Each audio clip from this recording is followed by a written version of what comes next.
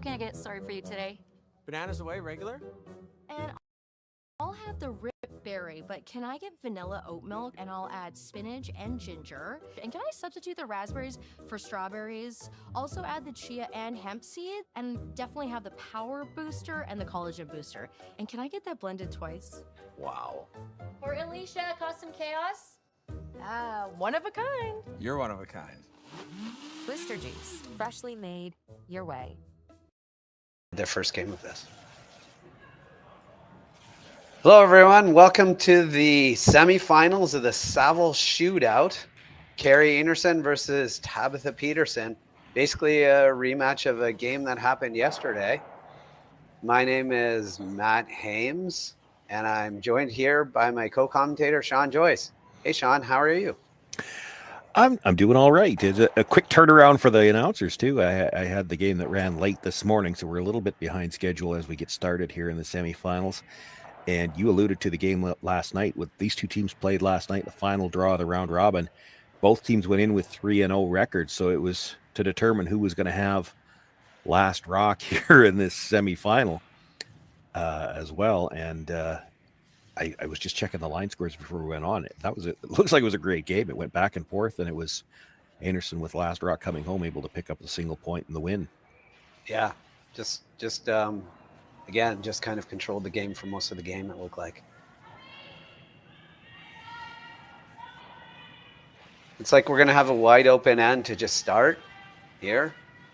Peterson team throwing it into the rings, and Einarson wasting no time hitting it. Not even a contemplation about throwing a corner guard. Sorry, Matt, did you say you had a chance to watch one of Einarson's games earlier in the event? I did, yeah. One of the first games. Because I didn't, and I'm just curious. Shannon Burchard's not out there. Yeah, she's not. Was she playing earlier? She was, yeah. Okay.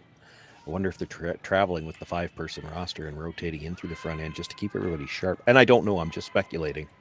Yeah, that sounds legit.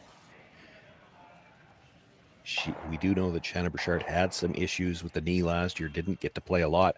I actually was doing an event. It was in November, I think. It was her first one back out of Swift Current, and she started the event and didn't finish. That was when they determined the knee was still not ready to go.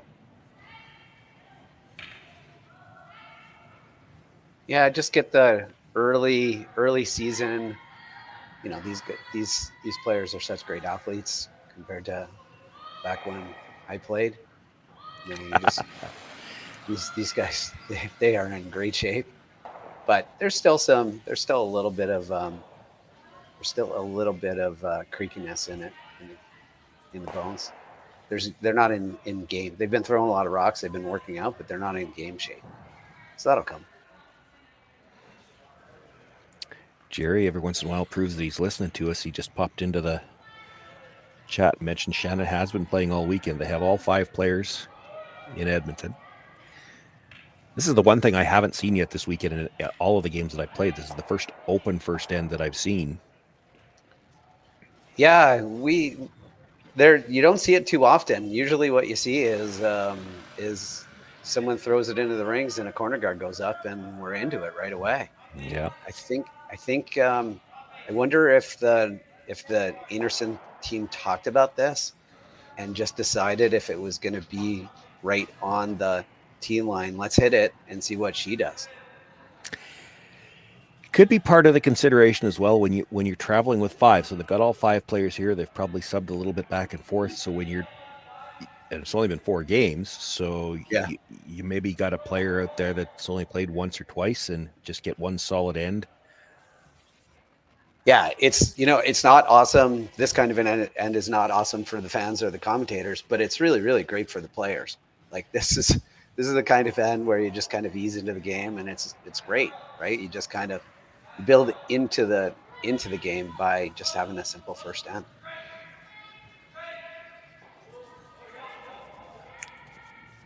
Also didn't see the quarterfinal I didn't feature either one of these two teams. Don't know what kind of game they had in the semifinal. Maybe they mentally needed a break. That's fair too.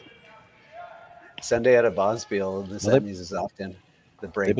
They both scored 8 in their last game. Einarson was an 8-2 winner. Peterson was an 8-4 winner, but they did have to play 8 ends. Yeah. There's no desire here for a corner guard just going straight into the rings. You got it open this far, you might as well keep it, right, John? Yeah, you got to play this into the rings. You don't want to get forced here in the first end very bad. You know that if later on in the end for sure they just come around it and get the force, you're happy to blank. You've got last rock. Play the odd even end game. You can have last rock and the even ends right away. Yeah. Do you think anybody thinks about that? Do you think they thought about that and said, if Peterson throws it in the rings, let's just try to blank it so we have the hammer? We get one more hammer then. You know, they wouldn't have thought about it any different than they would any other weekend. I mean, that might just be part of their game plan. If we get a chance to blank the first and keep last rock into the second, we're going to do that. There are probably some teams out there that play that way. It certainly hasn't looked like it this weekend, but from the first end, you know, it used to be, I think I'm a little older than you, Maddie, but it used to be when we started talking about and thinking about when we wanted to have that last rock advantage in the even ends in an 8-end game, we'd start thinking about it in 6. Nowadays, these teams are thinking about it in the first end. Yeah. Odd and even end makes a difference, and it makes a difference in the way you call the game. Yeah, you're right. We started thinking about it around 5 or 6 just to see, but also a lot of times the score would dictate it more so. But yeah, they're thinking about it right away now. Yeah, because everyone's so good. Conditions are so good. The call you'll see in the first, third, and fifth end isn't necessarily the same call you'd see in the second, fourth, and sixth. Yeah.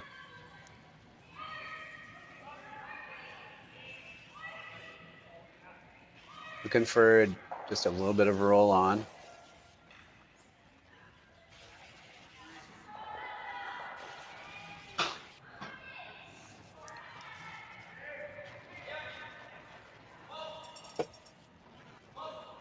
Normal weight hit. Just try to roll to the center. Yeah, just needs that little bit of roll to make sure she's in the rings. I don't think. Yeah, they're sweeping to just keep it. Yeah. Should be fine. I was going to say, I don't think Kerri would ever go around it if you nose hit it, but I don't think so either, honestly. You don't want to find out you were wrong, so you make sure you roll into the rings. You never know, especially you got to follow a lefty if she hooks it around there, and you're like, oh.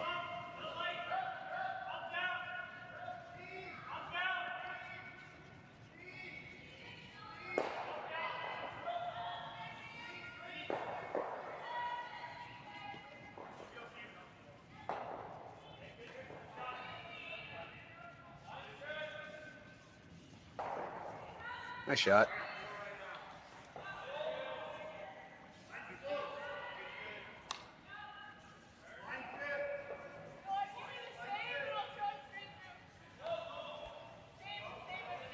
She doesn't at this point care whether she knows that it rolls to the center.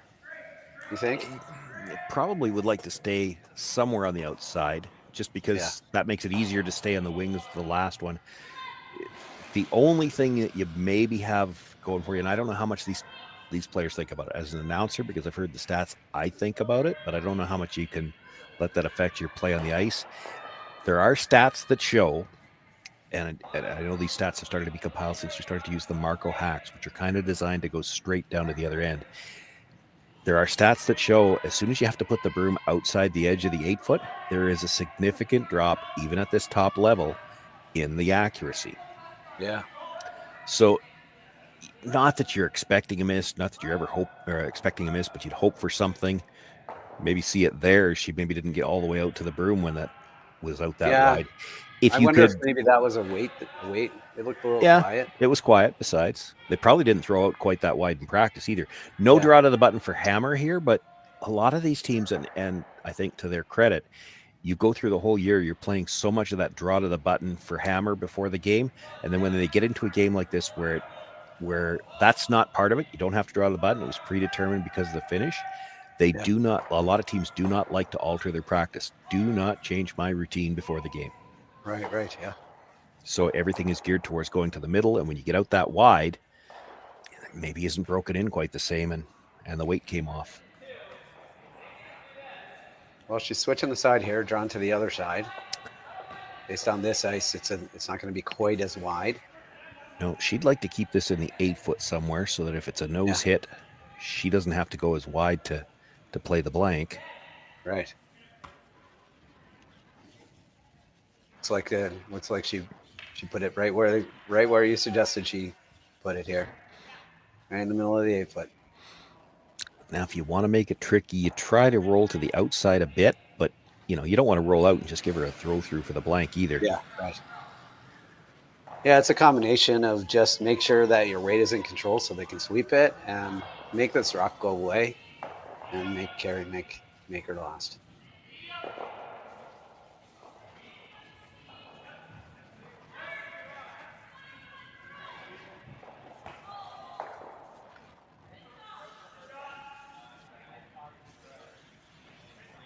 Last rock of the first end for Tabitha Peterson. Just a nose hit, maybe a little roll to the outside if they're feeling good about it.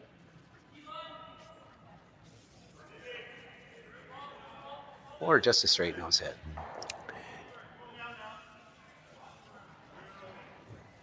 Nothing wrong with that. Nope.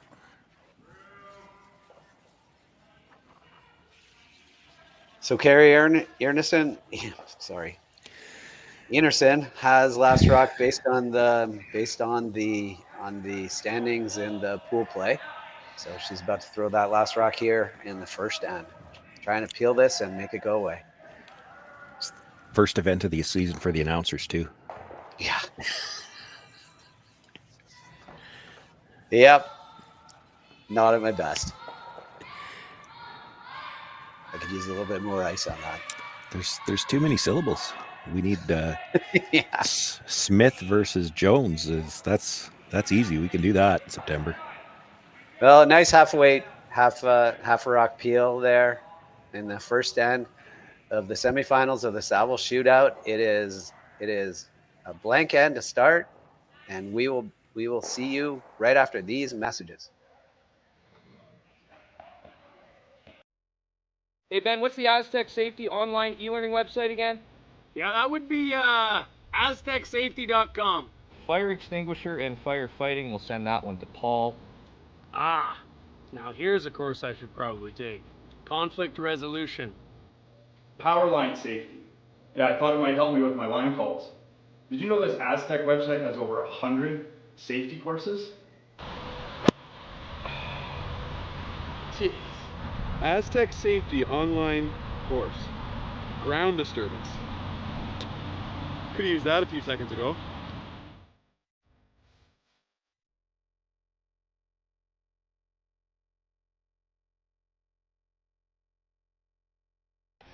The 2025-2026 Grand Slam of Curling schedule is out, with big events happening all over Canada, like the Masters heading to London in September, the Tour Challenge from Nisku this October, the Canadian Open from Saskatoon in December, and the Players' Championship from Steinbeck coming in January. Early bird weekend and full event passes on sale now at gsoctickets.com. Let's rock!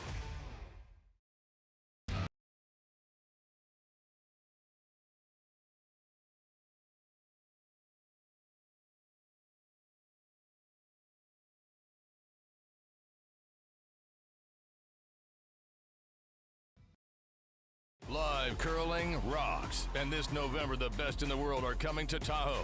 Get your seats now at gsoctickets.com. But hurry, early bird pricing ends soon. Welcome back to the semifinals of the Saville Shootout. Kerri Einarson versus Tabitha Peterson. It's a rematch of a game last night. And my name is Matt Hames, and I'm joined here by Sean Joyce. It was a kind of a boring first end, but they're just kind of seeing what things are going, and looks like we're going in the rings again. But just because we don't want to be bored, Kerri's going to throw a guard for us, which is awesome. A little bit of feeling each other out. We talked a little bit in the first end about the fact that Shannon Burchard was out there in this game. They have traveled here to Edmonton with all 5 players. not traveling for all of them. I think Val lives in Edmonton. Yeah. But had a couple of comments in our production chat that they think they might be alternating games, and I went back during the commercial break, checked the quarterfinal this morning. Shannon was playing in the game this morning, so again, that could be another factor in. You want to play an open end because there's 7 players on the ice that already played one game today, but Kristen Karwacki, this was her first chance to get on the ice, so maybe you play an open end and make sure that everybody's got their legs under them, and then away you go. Back to Shannon Bouchard, though, it just makes you wonder. She had knee trouble last year, and it looks like maybe she's only playing every second game here. Dare we say, has load management made its way into curling? Yeah. Well, that's the idea of a 5-man team, right? Or a 5-person team is load management. Well, at least early in the season, yeah. Traditionally, the issue with a 5-person team and load management had more to do with workload management because everybody's got a job as well. But Shannon did have a significant knee injury last year. I don't know the specific nature of it. I know it was the knee. I'd heard that much, but I do remember seeing her start an event in Swift Current when she thought she was healthy, wasn't able to finish, and didn't play again for the rest of the season. So they are likely opting to be careful with it this year. Little bit of a miss here for the Peterson team coming into the rings, giving an opportunity here for quiet weight hit and roll.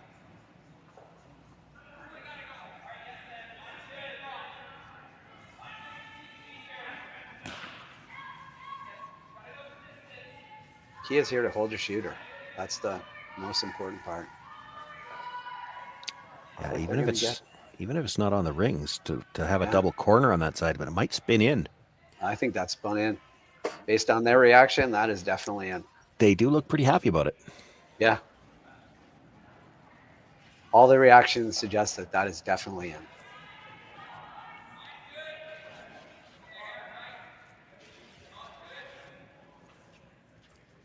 Peterson looking at the double on the yellows over the top. Might be able to roll the shooter back to the center line with this. Yeah, it's going to have to be over the top. Might still leave the back yellow or the first yellow. Be tough to get it over the top and get it out of the rings. Well, still leave the point guard. Well, you could make the over the top double on the yellows. And what I'm not sure about is whether or not you keep your red. If everything rolls out of play, it's not helping you a lot either. She's going to totally miss the second one anyway.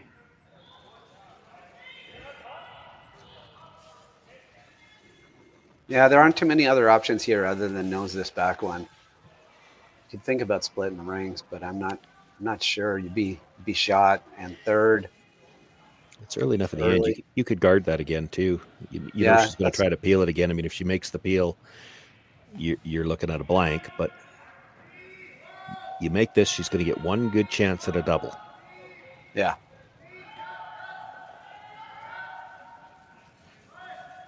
Yeah, try to nose this. You got to stay first. Yeah, I think it's going to be fine. Well, they're definitely working it. I think the quiet weight helped it a lot there. Good weight control. Yeah.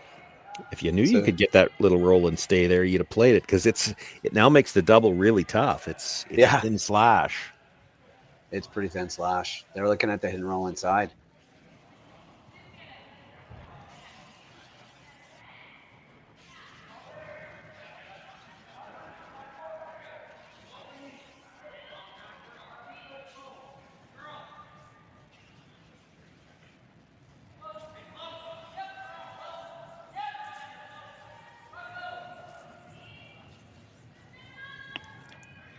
Really nice control weight they're throwing here.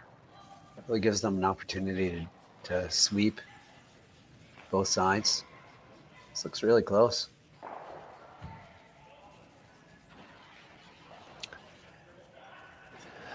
That's pretty good there. I mean, you would like to get a little bit more behind, but you don't ever want to be dead behind because the whole point of trying that roll behind is you're hoping to make Kerri Einarson play the run back. Well, if you dead in behind and she absolutely nuts the run back, you're in trouble. Yeah. She can see enough of it to get at it directly right now. You needed just a couple of inches more roll would have been perfect. Yeah. Still pretty good. This is a tougher shot. It's great. Yeah. Looking to roll out to the wing again a little bit. Right back to the same spot would be good, but it's got to stay. Looks perfect. Really good weight control again.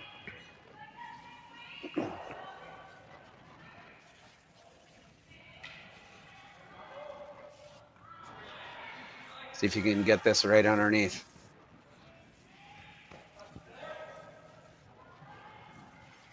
If you get it right underneath and they run it back, then at least their shooter won't be on the rings. Yeah, true. It'll just be a guard, and they are getting closer together as this creeps up higher in the rings. Yeah. They won't be happy with that because Einarson now probably has the chance. Well, she's going to try to keep it out there. I thought she might play the long roll all the way across. Yeah, I did too. And then there's no chance for the double. I thought she would take a run at this. I think this is getting to the point where I wonder if a nose hit here, they take a run at the double. It's a lot of risk, but they're a lot closer together.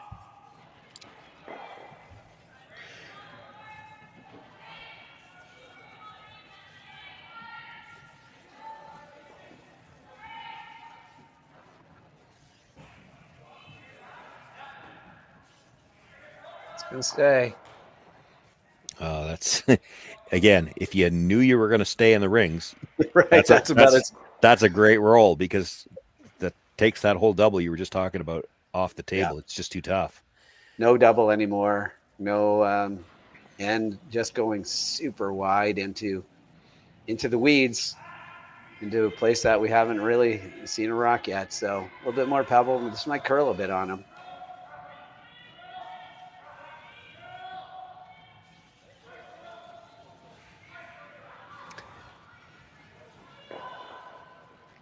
I didn't see them have a real solid discussion about this, and I'm just looking at it. Maybe they should have. You could still play to get that roll into half behind, but you're also in a spot now with where that rock stopped. If you nose hit this, you'd still be shot rock, and Kerri Einarson would have to roll in to be in the rings. Yeah. And then you might have a better shot at the double. Right. So you really have to pick one or the other. You can't be in between here. They're playing the roll. Definitely going for the roll.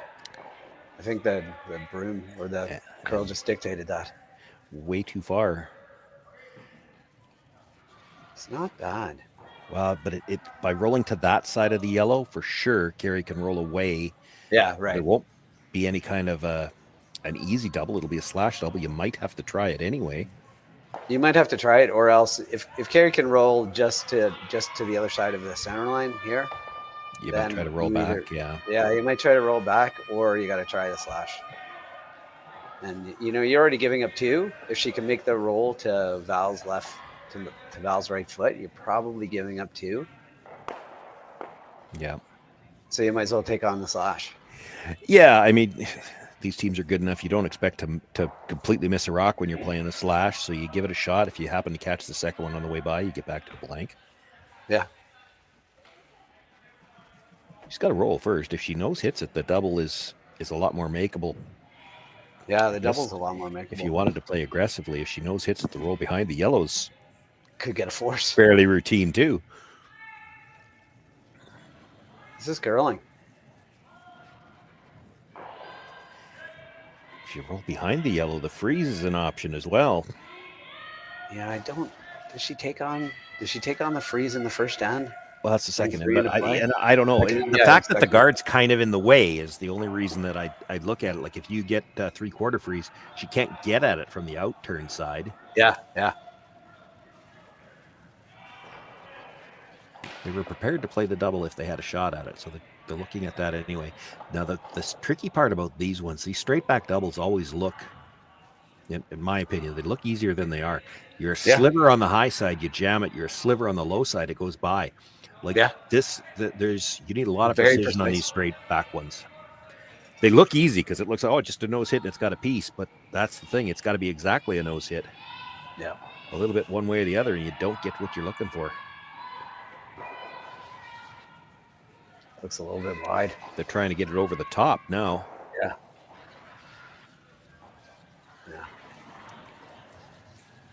Drives it harmlessly by, and it'll be a chance to draw for 2. Yeah, draw for 2. So the whole blank the first end pays off.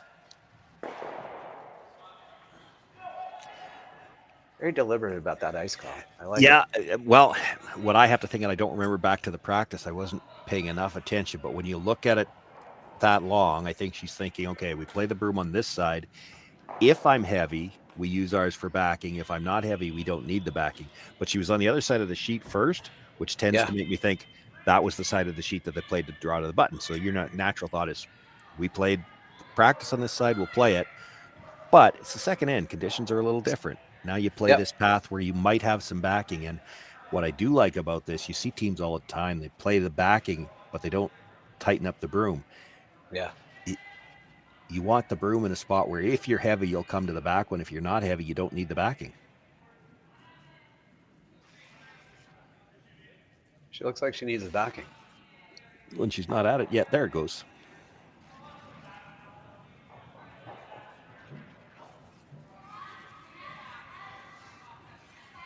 Solid deuce for the Kerri Einarson team here in the semifinals of the Saville Shootout.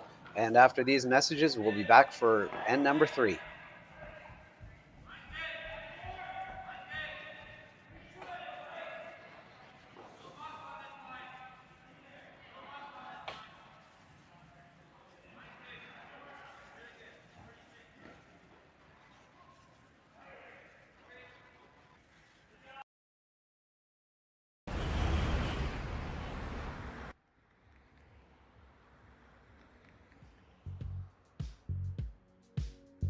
That's life. That's what all the people say. Hey guys, what can I get started for you today? Bananas away, regular.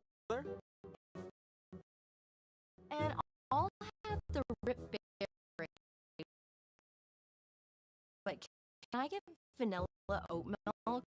And I'll Nice, or maybe too positive on the release, because she was, if she doesn't touch it, she's through the house. Yeah, we didn't see the release, but that's probably what it was, right? Positive. Wow, positive release. One of a kind. Well, give kick.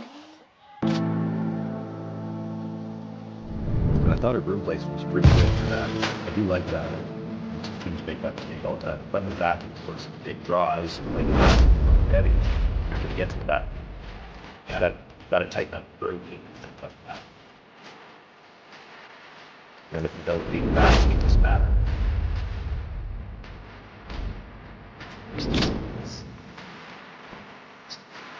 That bring you again.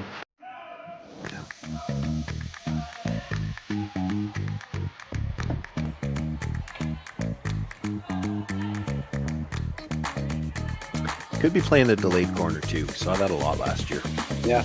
You hit the first one and then throw the corner guard. So you've already dealt with one in the middle. You never have to worry about a guard.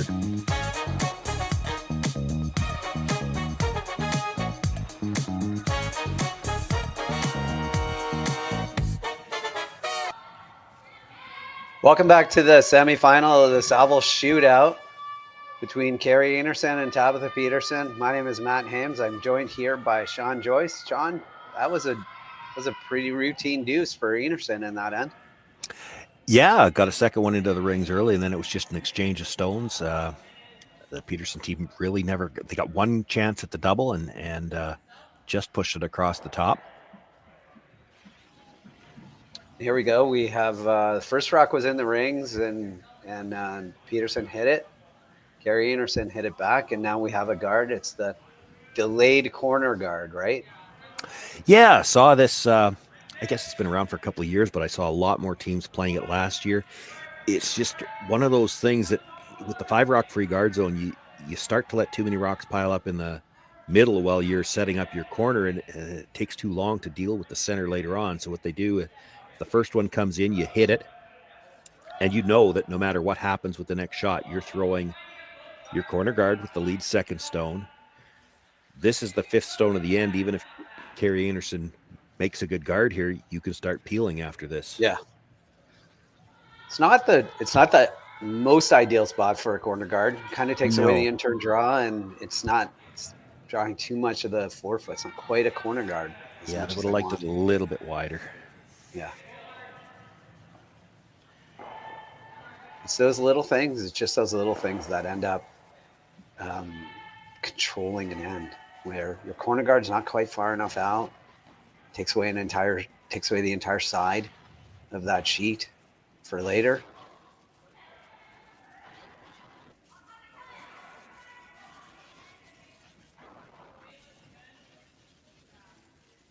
Going to chase it. Yeah, that rock just wouldn't stop. And just these are half anyway. Yeah, just half roll to the ring, roll to the wings.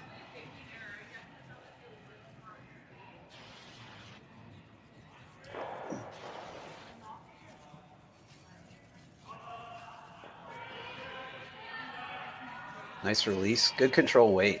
Good weight control, I should say. Not control weight. Good weight control. Seeing that so much more now. So consistent with the weights.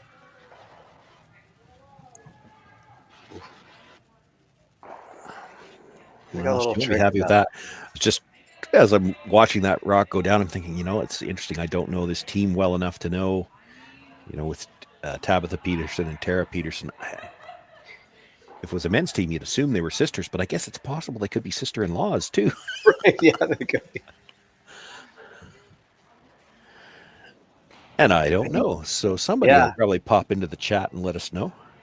I think they just got a little trick there by the finish that they anticipated. I think they were anticipating a little bit more finish because I don't think she overthrew that. I think they were just anticipating maybe just tightening up a little bit in terms of the amount of curl later in the bonspiel.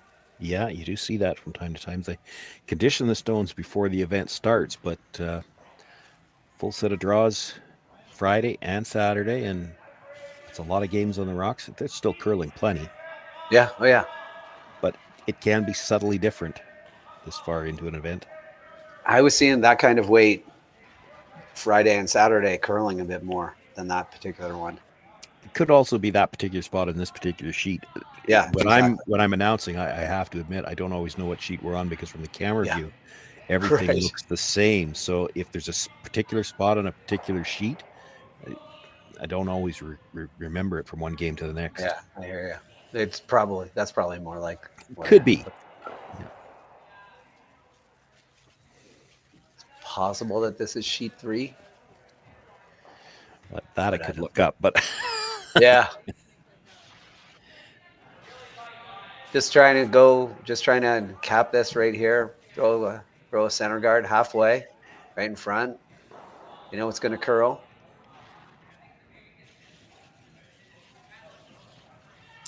And it is sheet 3. If that helps you at all, I just don't remember whether I've done any other games on sheet 3. Yeah, it was on the higher numbers the whole time, 6s and 7s, and on the other side. Definitely, if you're only going to cover a piece of this yellow, you got to get to the inside of it. Yeah, that's what we call a sure really they're going to be happy with that. Tight guard, almost biting the 8-foot. Yeah, yeah. Definitely a double there. You might be able to get all 3 of them moving. It's more important to get the 2 in front of the tee line. Yeah, I think so. That rock behind your guard, behind the tee line, that's something you actually could freeze to later on. Yeah, that's not hurting you. That's helping you. No set double here.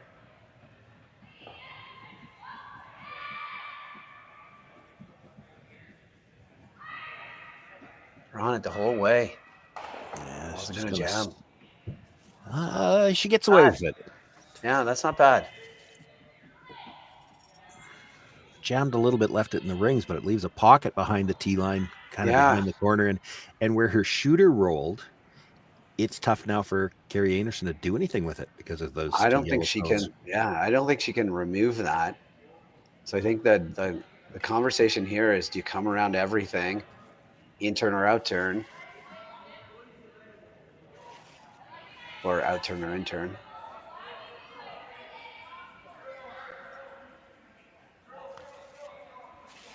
Yeah, I mean, I suppose you could pick it, but that doesn't really help you. No, and it's tough. I mean, there's a substantial risk of just jamming it.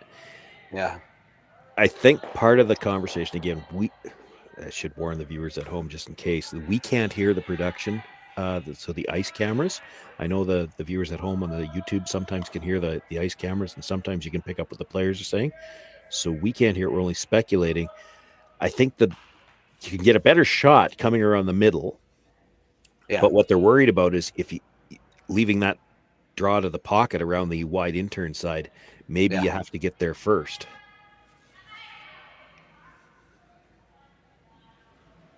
I think I'd be tempted to play the wide intern, Val's out turn here, which is what they're playing. Yeah. I think that's the better shot because that's where Tabitha Peterson wants to go too. Well, exactly. I think I don't think there's any discussion that they're playing a draw. It's a question of which one, and it's not. Yeah. Sometimes you talk about, well, which one do we know how to make? This is more about what do you want to leave? Yeah. We could make either one of them, but we're going to leave either the tap up on the red or the come around draw. Like which one do we want to leave? The tap up looks tougher because she's got to be very precise with the line on it. She can only see just all of the red. Yeah. If you get this there in the way, it kind of takes away the pocket a little bit too. Yeah. Oh, for sure. Yeah.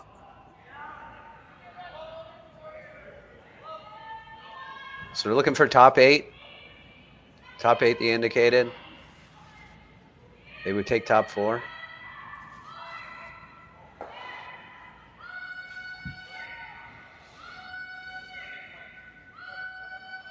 Mine looks good. Maybe just a little heavy. Yeah, not bad, this though. is going to be at or behind the tee line. It doesn't really take anything away. She could still follow that down. Yeah. I told you the chat would deliver, and it did. The Petersons are sisters. Yeah. Not sisters-in-law. You assume they were. I mean, you look at them; they do have a similar look to them. Yep. But I was about to say sister, and then I realized she doesn't have to be. They're playing this with Peel. They're playing with this a lot of weight. Because I don't.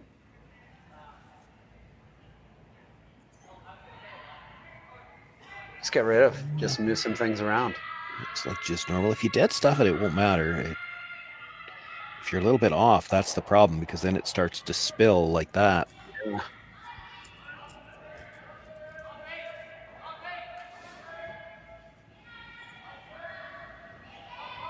Just really tight ice. This is why I assumed that they were throwing it pretty hard, like almost right on the rock. If they were just going to pick one of them out, I don't think that's the one they wanted to pick either. Yeah, I think they wanted to kind of jam it on the top one, at least then you move it all the way behind the tee line. Now, if Kerri does the same thing that Val did, come right down to the face of her own, the shooter's well in front of the tee line now. Yeah.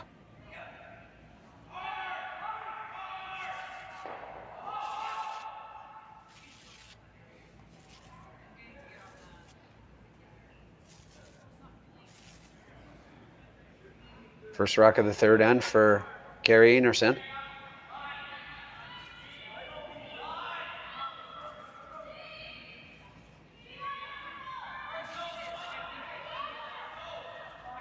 They like it for weight.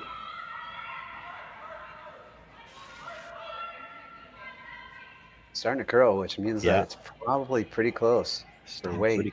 Pretty close for line here. That not getting too far away from this one.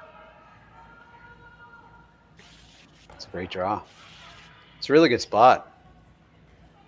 Yeah, even if you tried to make that run now, it's a pretty good chance that yellow's jamming onto the back one.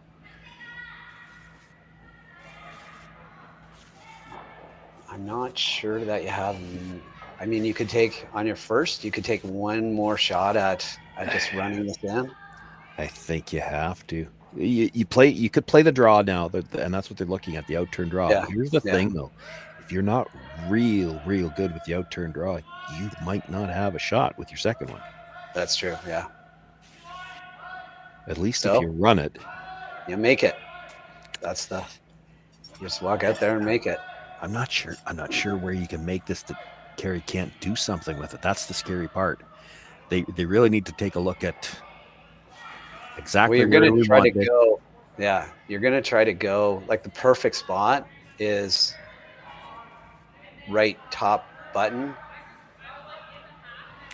But then can she come down and tap it through the 4-foot and her shooters sit in a spot where you can't score?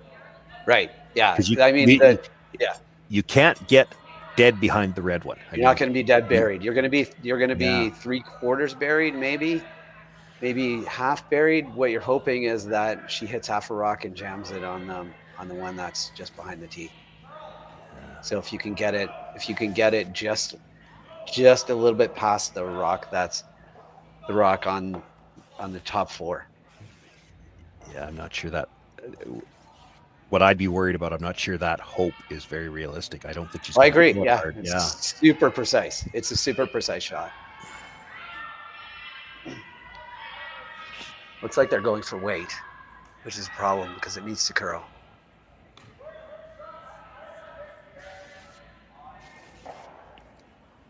They're backing off. Might have overswept this a bit early. It was pretty good. That's a pretty good shot. Well, she's thinking now to try to get as close to the nose as she possibly can. If she can just have still like a hair of her rock underneath, it looks like it's going to be tough to do. But she's playing just backline weight, just to tap it out of the 4-foot. Yeah, if you nose this, tap it straight back, I don't know if Peterson can score. Right. Yeah. It looks like the weight. She had indicated back 12-foot weight, but what she might have been indicating is where we're tapping the rock to, because this looks pretty tight for just a heavy draw. So I suspect this is going to be more along the lines of a hack weight. Make it go away. Not get aggressive here. Just make this rock go away.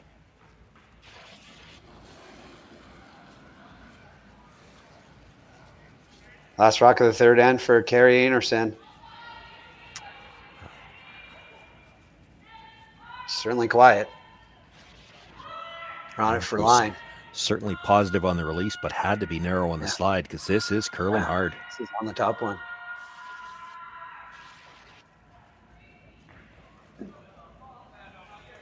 Yep. Repeat the draw. Paid off. She's got her chance for 2. Yep. It was a really good draw from Tabitha Peterson there. Put some pressure on. I didn't think that the Einarson team was going to get aggressive. Might have just slid a little tight, though. Yeah, unforced error for sure. You Yeah. hit and roll out. At least she's got to draw to the button for the single. And Yeah. she doesn't have a ton of room for error. She just make it. But I mean, the 2 yellows around the outside are both just about full 4. There's not a lot of room. I think it's going to be better for the game to get a deuce here anyway. It's all about the announcers. We want a better game. We want a better game. I fully support a deuce right here. And not a force to 1.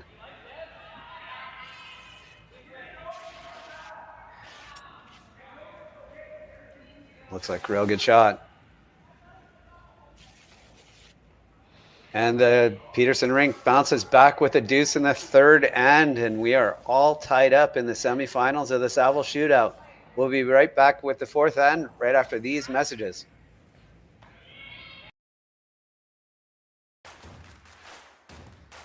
Imagine being able to stream every curling game from every sheet from any event, be it your Wednesday league game, bonspiel, or corporate event. Curling Stadium offers an all-inclusive streaming solution featuring high-quality cameras, ease of use, great reliability, and minimal installation. Offering your sponsors customizable ad space on your streamed curling games and being able to sell video packages to your corporate events for increased revenue. With Curling Stadium, you can stream to any device, be it your mobile phone, tablet, or computer.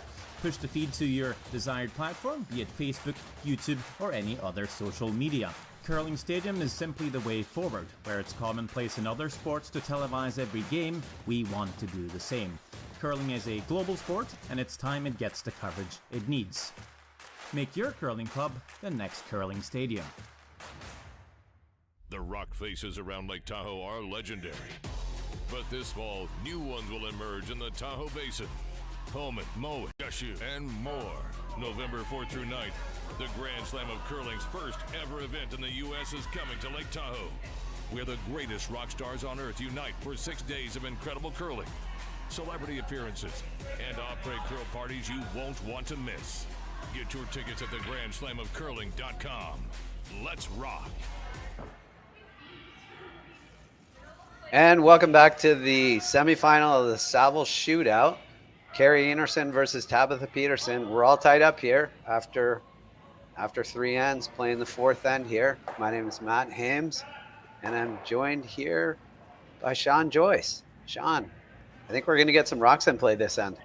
We are, but while we're waiting for this end to develop, we got some help last end, as I wasn't sure if the Peterson girls were sisters or sister-in-laws. We got some help from the chat confirming that they are indeed sisters. So I'm going to see how much more help we could get from our viewers at home.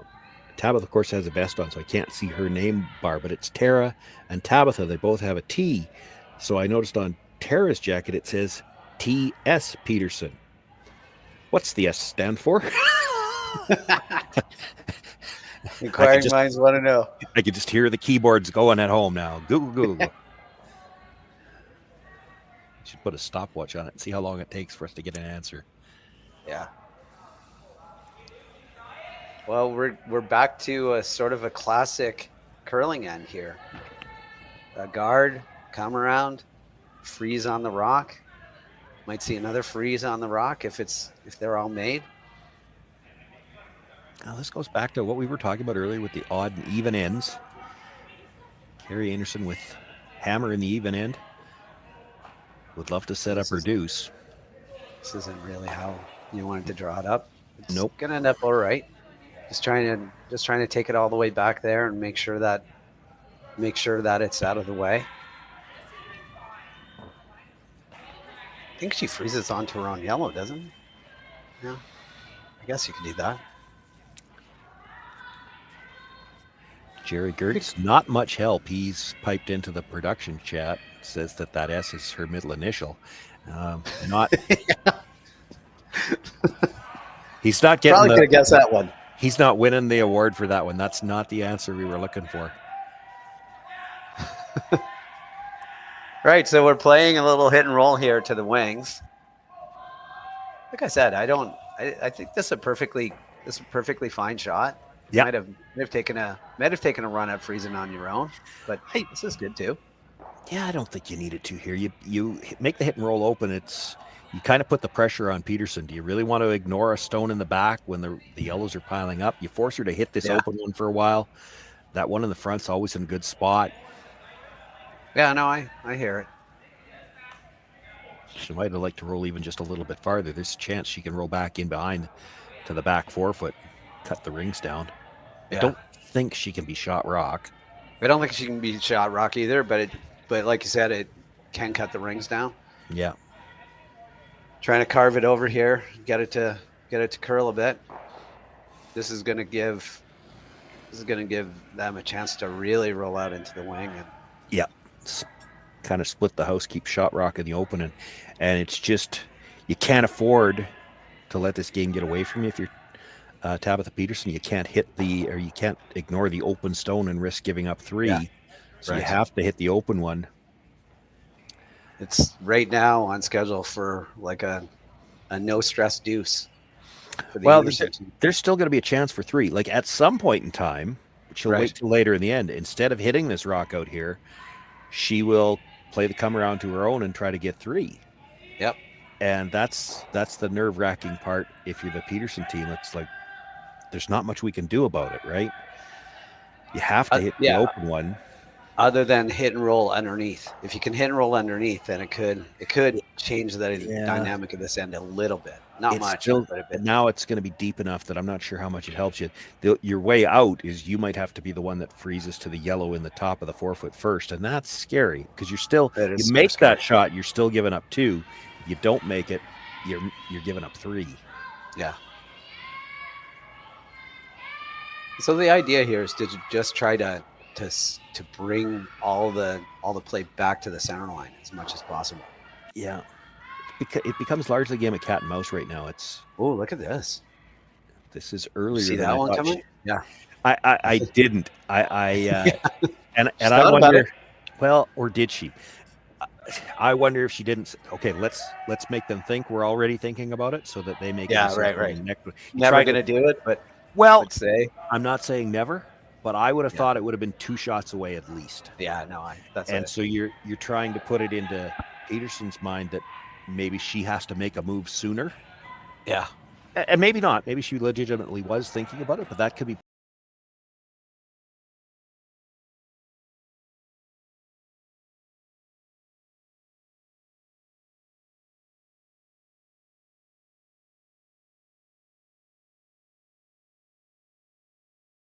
A little earlier. All these nose hits, two more nose hits, and there's a double. Well, even now with it nose hitting twice, she could roll to the back of the forefoot, probably be shot rock behind cover. Yeah. That was the call. Looks pretty close.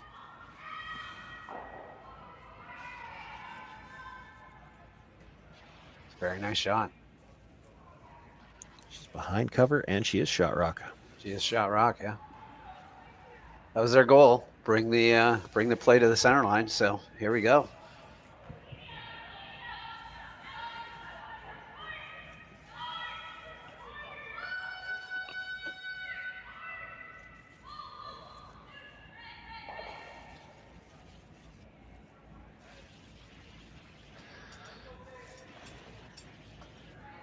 Val Sweeting will look to lock the freeze right on the corner of that stone, as much of it as she can get in front of it. And three's still not out of the question by any means. No, definitely. And you don't even have to be dead frozen to this, right? The goal is to be shot in front of it. Yeah, as close to edge on the yellow as you can. Yeah, right.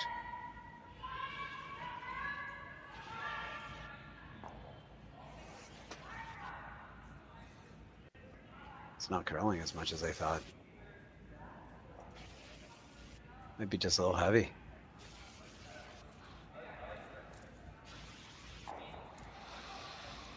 Where do you go now? Right on top. I think you corner freeze the top yellow. Yeah, you corner freeze to the top yellow too. The risk of going right on top is if you bounce off a tiny bit, you leave a double, and then you're back. Or even if you're short of it, she might be able to play the slash over the top double, and that back one now is too far back to help you. I think you're freezing the top yellow here. Yeah.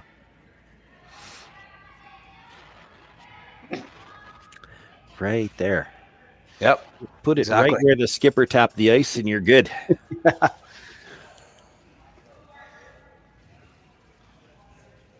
Might force a peel of the guard. You don't want to bounce here. Short would be better than bounce. Yeah, for sure. But the way both brushers are going at this, it looks like maybe they're thinking it's a lot short. Yeah. Doesn't have the line they needed either. No, it doesn't have the line. It's not bad. Need to leave it. Coming. Yeah. Double's not there. Great. Yeah. Nose hit double for. Needed to overlap that yellow just a little bit. Yeah. Line was good. I mean, if she's got 2 feet more weight, it would have been perfect. Yeah, it would have been good.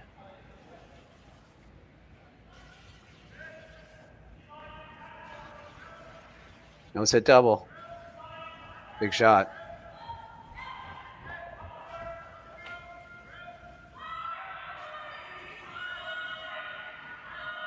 Might have lost it.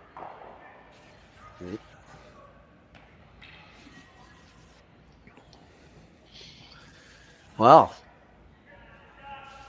that goes from very possibly grabbing a multiple to really, really risking giving up a steal now.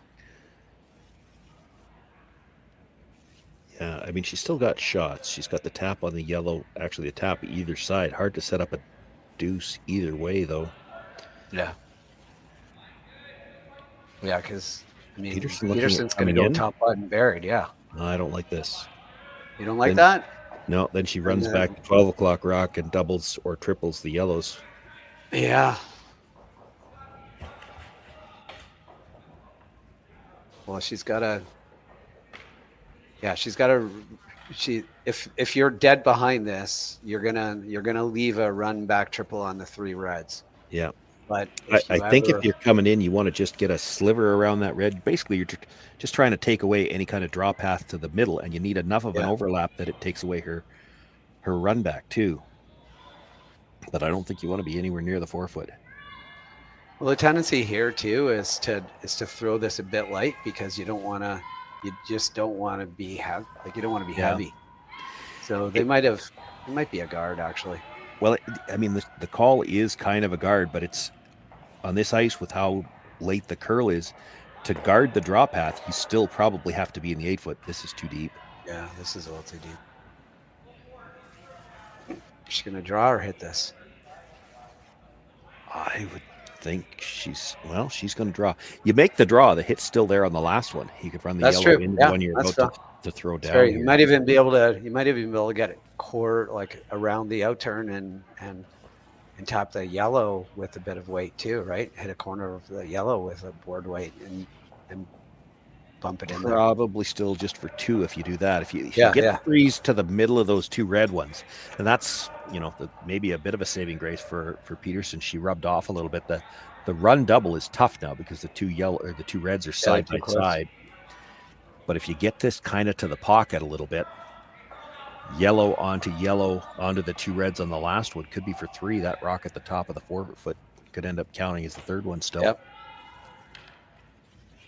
First rock for Kerri Einarson here in the 4th end. Trying to freeze down to this little pocket here. They're okay with it for line, it looks like.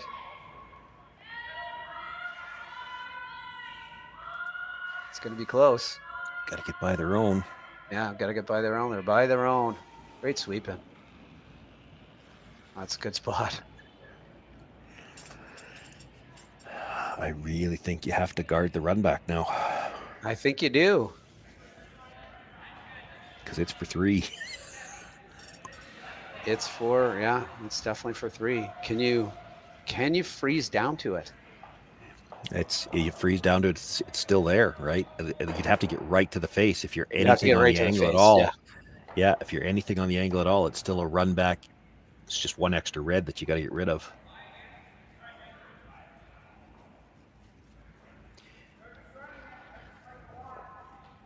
You take the run back away, and then hard to tell even from the overhead.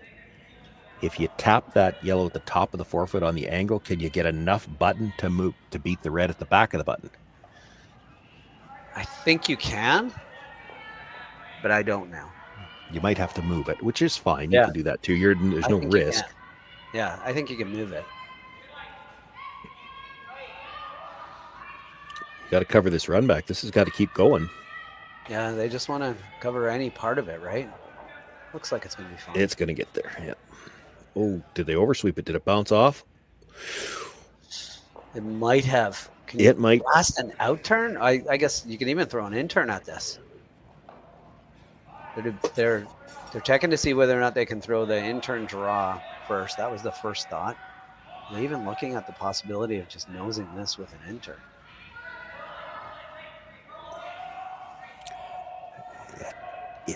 There's just a slight overlap, but then again, a curling rock's not a square. It's round, so yeah. I think you can make this. Yeah, I think you can make this. Yeah. I think they can make this shot too. I think they can make this shot, to be clear. They're playing with a bit of weight, half a rock. Yeah, absolutely no doubt they can make this shot, but the other one's for 3. Yeah, so, no, I know. I like 3 more than 2 because it's 1 more.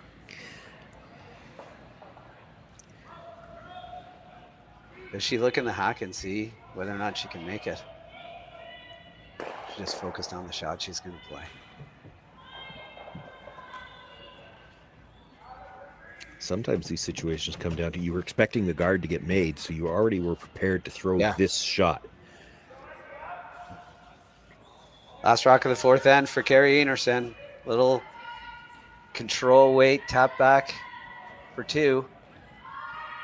Got to go for line. Yeah, she's got to hit this thin, and she's going to be possibly no. It's got to be thin. Got to be thin. Really nice shot. It's a solid 2 for the Kerri Einarson rink. in the semifinal of the Saville Shootout. And after these messages, we'll be back for the fifth end.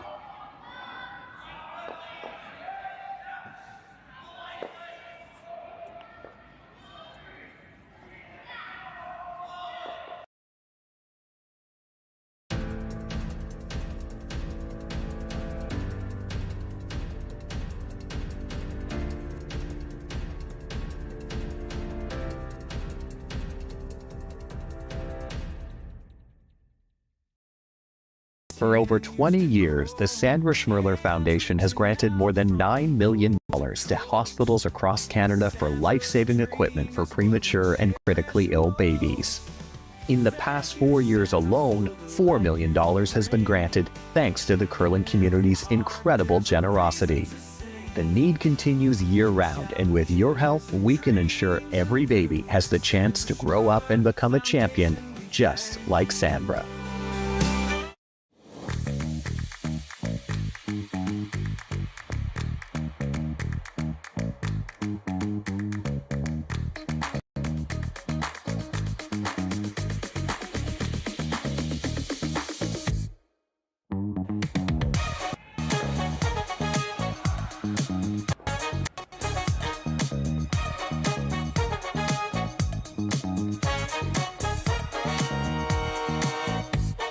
Welcome to therockshop.net, the official store for the Grand Slam of curling.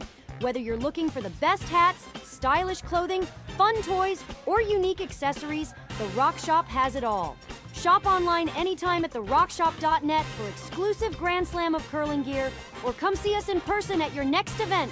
Therockshop.net, where fans find their favorite curling gear. Live curling rocks. And this November, the best in the world are coming to Tahoe.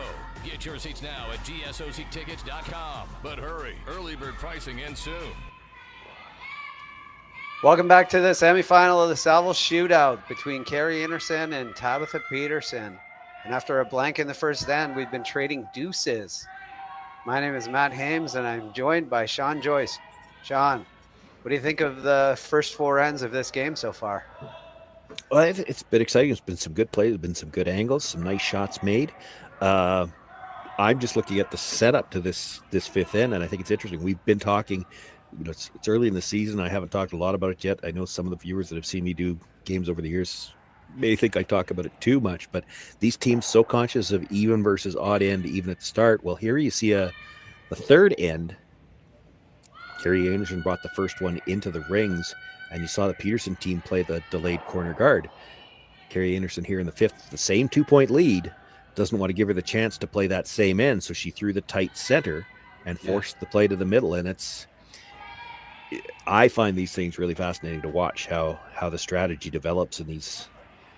There's only a few select kind of scripts that you can play these first five ends, but it's interesting to see how these teams want to approach it. You still have to execute. That one a little deep, rubs off and goes to the back. Yeah. Here we go again, right? Hit and roll to the wing. And yeah, we saw this, saw this the last Einarson time. team, yeah. Hit and roll to the wing. It's unlikely that Einarson's going to ignore the open stone, at least early in the end. Val's trying to decide if she should stay there or go down to the other end.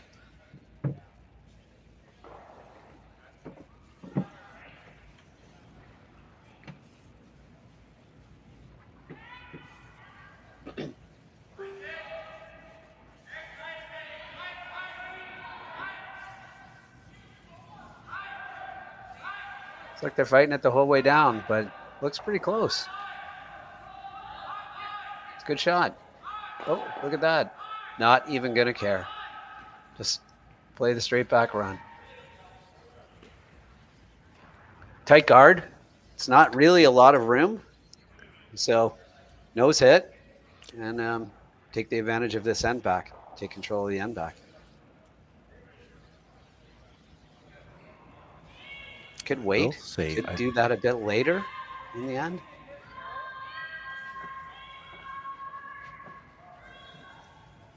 Gotta make it. Doesn't look like you're gonna.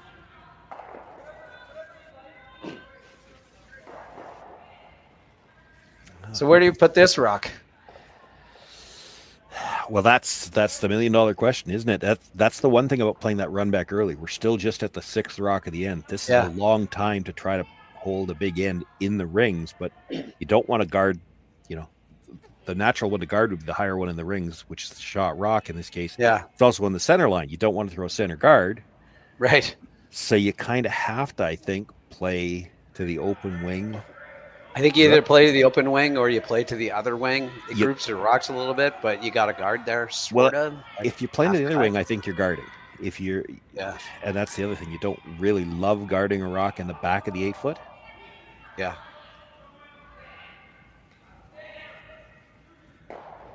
The thing about coming in here is they've got 5 shots out of double. It's a long time to hold it. Yeah. Yeah. And you assume they're going to make one.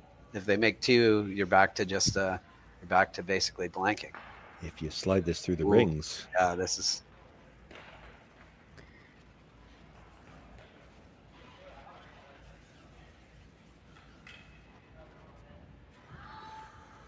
It's out of play, it's out of the rings, but it's not out of play. So it could jam now. Like you have to worry about it. It very well could, because you're going to try to hit and roll towards that other red, so that this one's coming back in that direction somewhere. Yeah. We may have stumped the chat. I still don't see a middle name. I don't see the S for Tara S. Peterson.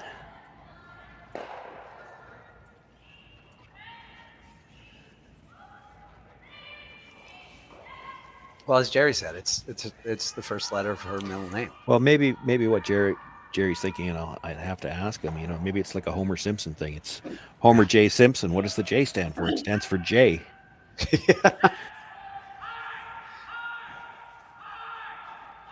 Yeah. I mean, the problem is, like, you nose this. You can't really roll much, but you got to roll a tiny bit, because if you nose hit this and they hit and roll a little bit closer, like they're getting closer to that double. So you gotta try to roll this to the center line.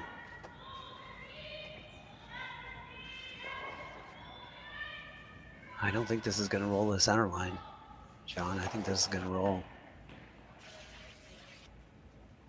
Yeah, you probably have to take a run at the double now. Yeah. You can't expect to get a much better chance than this. Yeah. If you over curl and nose hit it, it's not the end of the world. The only thing you worry about here is if you're a little thin on the first one and you dead jam it, because then you're rolling well over to the other side and you'll split the rocks wide for them. Yeah, just stay around the side of just off nose, keep it in play. No, not going to do that. Make it over the top. Touched it. All right. You just get it over there, and your deuce is back on, and you're still a. Yeah, and now we're late in the end too. There's not going to be a lot of time to group them and set up a double. No.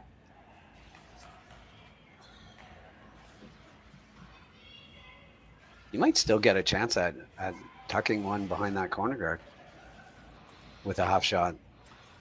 Make this, and Kerri hits the open one. If they roll out, you're going to be frozen and half behind the corner guard.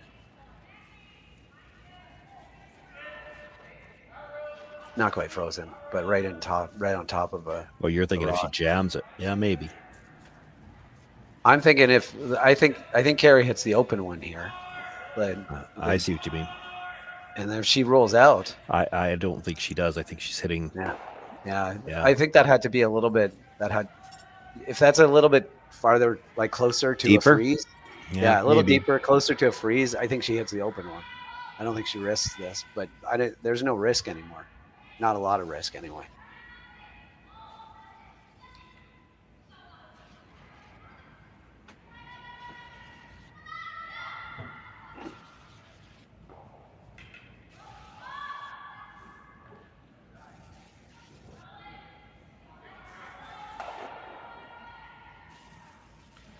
Pretty good for grouping too.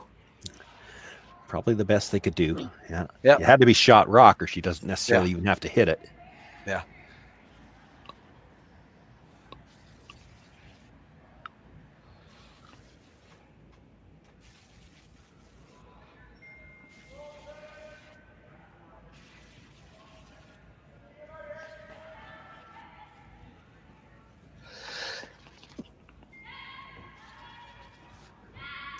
a bit of a broomside roll here.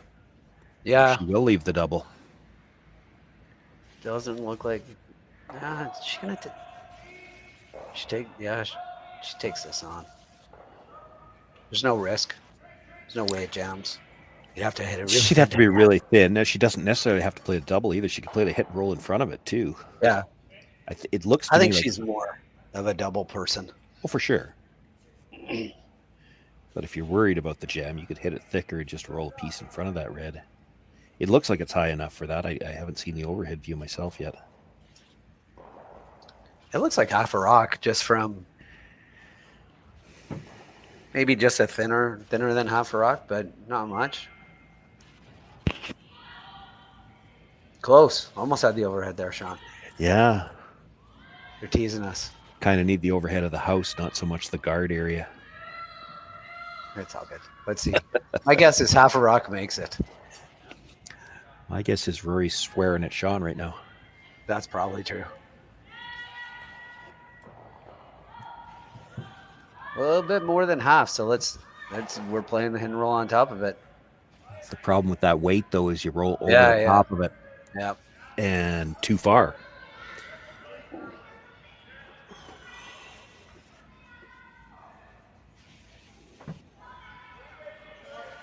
Like if you had been playing the hit and roll in front of it, you probably would have thrown that just a shade quieter because you didn't want to do what we just saw. That's why you kind of have to commit to a shot, one shot or the other on that. You're either playing the double when you throw the weight that you did, or you're playing the hit and roll. You bring it down a little bit and make sure you don't over roll it. I think they were playing the double wall. Oh, they were for sure with that weight. Yeah, and it was just half a rock because they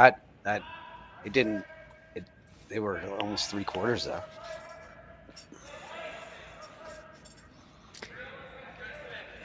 Could leave something interesting with the last one just because of where that rolled. Even if she splits the house here, would you try a bit of an around the horn to see if you could get to the red one? Well, you touch the yellow, touch the red, and you're going to spin across sideways. Go straight sideways. Depending where this stops. Well, unless they're pounding it. They're going crazy on this. Yeah. This really needs to go. You got to get at least second out of this.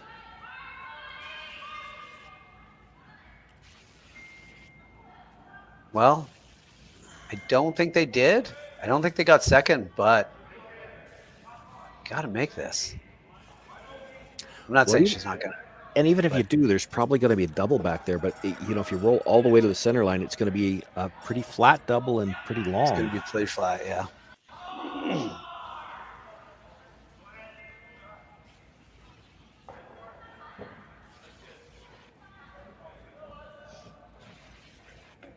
Val's not interested in the nose hit. She's just trying to get an idea in her own mind. Where is the back end of this stone going to be when we roll over? That's all she's doing there, trying to gauge how flat can we make this.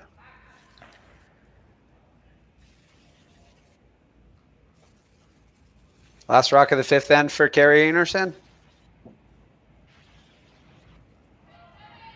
Ooh, little out on her release. Not the greatest of slides. Or a lot.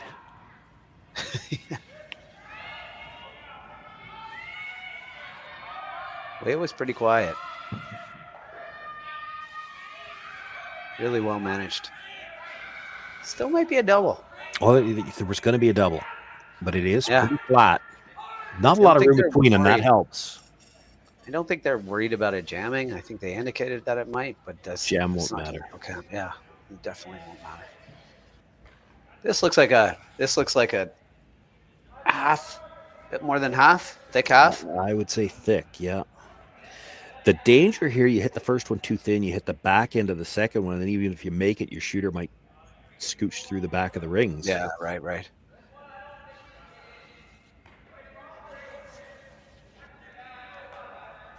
All right, last rock of the fifth end for Tabitha Peterson. Thick half for a double here for a deuce back.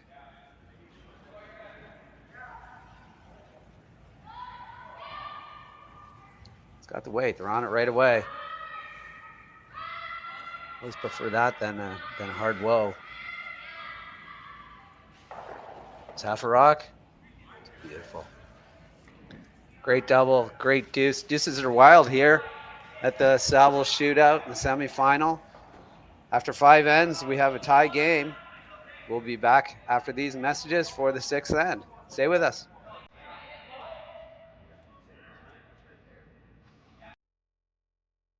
Hey Ben, what's the Aztec Safety online e-learning website again? Yeah, that would be aztecsafety.com. Fire extinguisher and firefighting, we'll send that one to Paul. Ah, now here's a course I should probably take. Conflict resolution. Power line safety. Yeah, I thought it might help me with my line calls. Did you know this Aztec website has over 100 safety courses? Jeez. Aztec Safety online course. Ground disturbance. Could have used that a few seconds ago.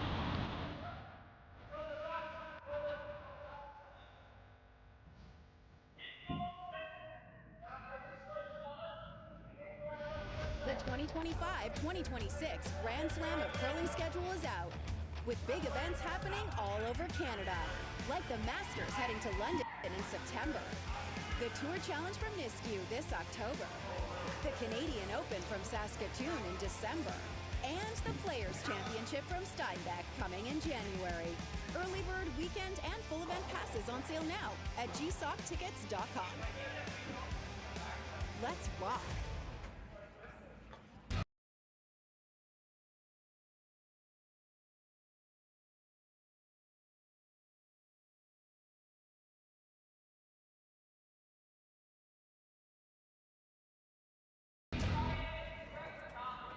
Live curling rocks. And this November, the best in the world are coming to Tahoe. Get your seats now at gsoctickets.com. But hurry, early bird pricing ends soon. Welcome back to the semifinal of the Saville Shootout. This has been wild in this game between Kerri Einarson and Tabitha Peterson. My name is Matt Hames, and I'm joined here by Sean Joyce. Sean, everyone just keeps getting a deuce. Yeah, I just don't know what all the fuss is about. It looks like deuces are easy. Yeah, it's just routine deuces here and there. Not a lot of really super complicated deuces either. No, they've had them set up early, and then it's just a matter of holding them for the rest of the end, and so far been able to do that. Yeah, there's nothing better than a stress-free deuce. What is the Tabitha Peterson team go into this end trying to hope for? Yeah, that's a good question. This game has been really dictated by who's had last rock, and she doesn't have it here. She doesn't want to give up another 2. A blank end's actually not bad for her because there's a chance she gets a force in 7. She'd have the hammer coming home, but it's tough to force the other team to blank when they want to play offensively, which, Kerri Einarson, 6th end, she's got the hammer. She'd like to get her deuce here. Yeah, so the Kerri Einarson is for sure going for a deuce here. Do you think there's ever any moment where Peterson starts peeling? No, but I think she'd like to keep the play. And it's in the middle to start, but I mean, it's in the middle to start because the rule kind of dictates that you have to play to the middle to start. Kerri's going to want to get the play to the corners eventually. What was the call? To just release that rock and roll over. That's going to make for a decision right here. It does. Yeah, Tabitha Peterson is indicating that they're sitting shot right now, but that's not a positive thing. That is not good. Doesn't matter who shot yet. What matters is that there are 2 yellows in there. And that's the thing. Do you really want to ignore yellows? And if you don't ignore the yellows, you might see the play, that guard disappears, and then how do you get the play back to the middle ever? Yeah, their two shots were nose hit. I think they want to nose this or come around. They decided to play the nose hit. They'd like to nose it and then have Kerri make the play on this stone. The problem is I'm not sure she's going to make the play on this stone. Yeah. I think she just noses back, right? Well, I don't know that she plays this stone at all. It's the guard that's the stone she's got to be worried about. Yeah. Looks like we're going to see a roll inside anyway.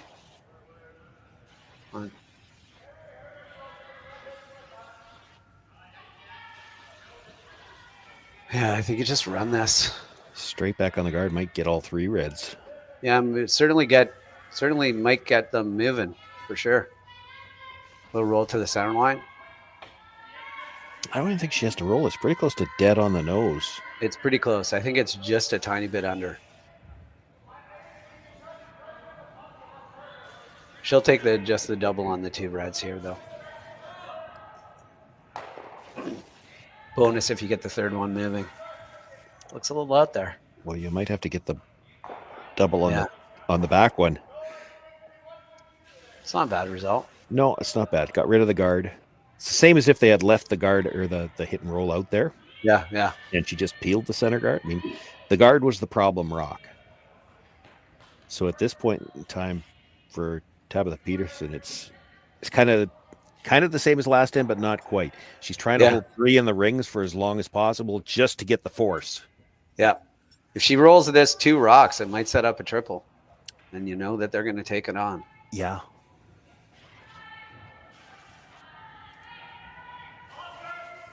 Mind you, even to get back to that, like a blank is not bad, I don't think, for the Peterson team.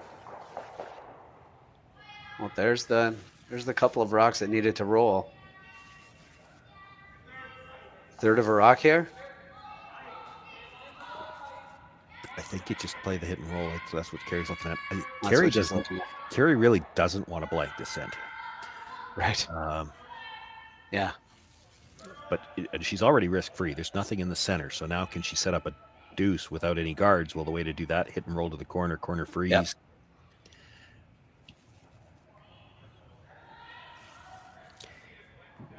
For Kerri Einarson, even if she gets forced to 1 here, she can turn around and play the 7th end with the idea that, hey, a steal of 1's good, a force of 1's good. Even if we give up 2, we're 1 down, but we've got Hammer coming home. There's no real bad situation. If she blanks this end and gets forced in 7, she's got the last rock against her coming home. So now that the middle's clear, she'll try to set up a way to score points here. She's not worried about getting forced. She'd like to get her deuce. So much more aggressive freezes and little taps. Yeah.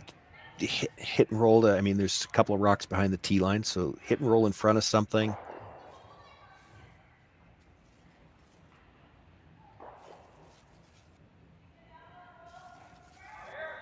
Oh, there you go. Could make the double. Could make the double and roll all the way across in front of the other stone. Yeah.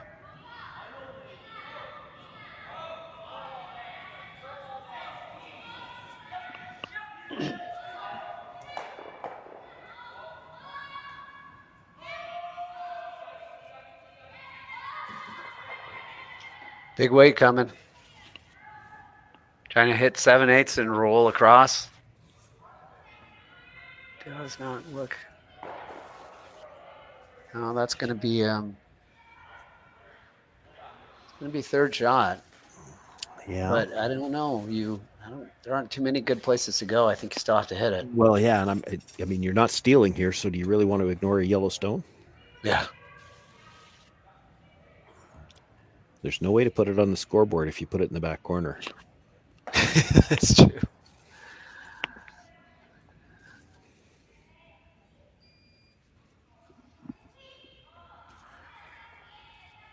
Try to bring it in, and you bring it in and sit 3. If you leave a double now and another double later, that rock ends up being on the scoreboard. You cannot steal here, with barring a colossal miss in the you'd have to get a couple of solid misses. You're playing for the force, so be careful not to force them to 2. Yeah. They're gonna have a conversation about this. I think that of the things that she suggested, I don't like going top 4 or top 8 foot on the center line in any way, shape, or form. I'll tell you what, I'm not even 100% sure if you draw here that Kerri's hitting. Yeah, I don't think she could corner freeze that stone in the back of the one that's edge to edge with the yellow. Now you corner freeze that, it's at worst second shot after this draw. And now what do you do? Yeah. You gotta try to run the yellow. We got to slash the yellow in, right? Oh, but if it's frozen good enough, it's coming across into Yeah, it comes red's straight on the other across. side, right? Yeah. Yeah, you might put a catcher. Yeah. It looks like they're playing a draw. They're playing to split the ranks and sit 3. And if you're going to draw, I think this is going way too wide. If you're going to, I think you want to make her play this rock. You get wide enough, it just makes that corner freeze draw more attractive. You actually Well, it could also rock from both sides too. Yeah, if you're a little bit wide here, or the line isn't perfect, and you're right beside it, you're making pockets. You're putting rocks in play that I think the Einarson team wants.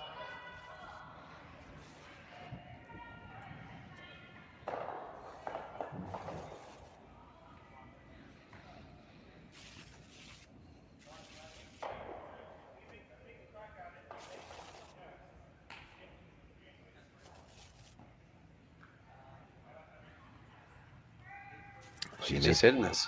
Yeah, you made the double too easy here. I guess, but if you just came down to it and you could, a bit, you definitely could. I mean, that was an option. Get rid of that yellow run, but pretty hard. You're also 2 doubles away from a deuce too, so yeah. You make this one now, even if she knows hits it. I mean, it's still going to be there on the next one. If she ever rolls out or rolls to the middle. Yeah.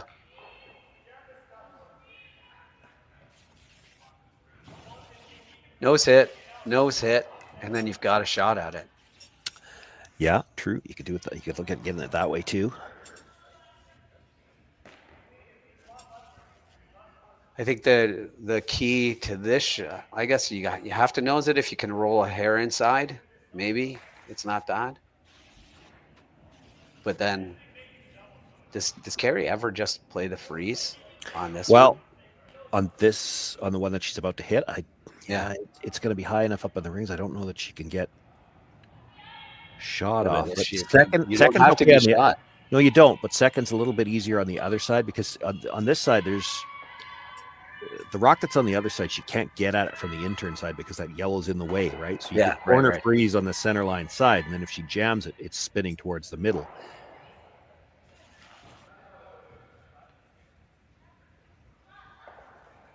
Give her a chance to try to group it.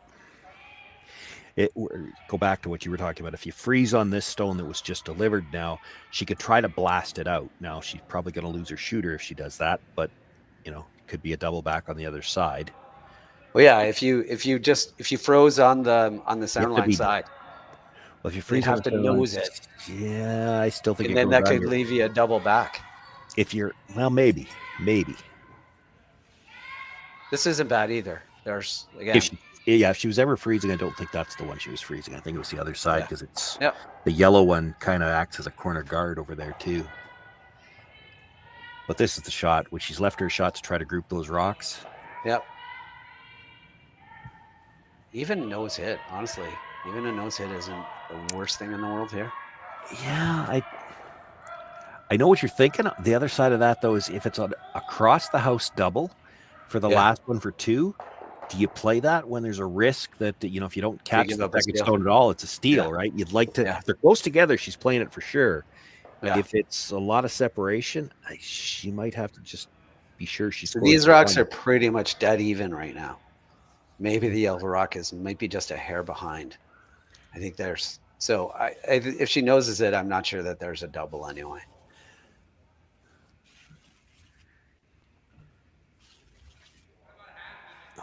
I think there is if she noses it. A thick double. And the nice thing about the thick double, we saw it a couple of ends ago when she had to make a choice, double or the hit and roll. She played the double, hit it a little thick, rolled across the top. Well, that's not going to be there. She's never going to be able to hit this thick enough to roll across the top. So that gives you, you could go for it a little harder when you can't roll out over the top. Right.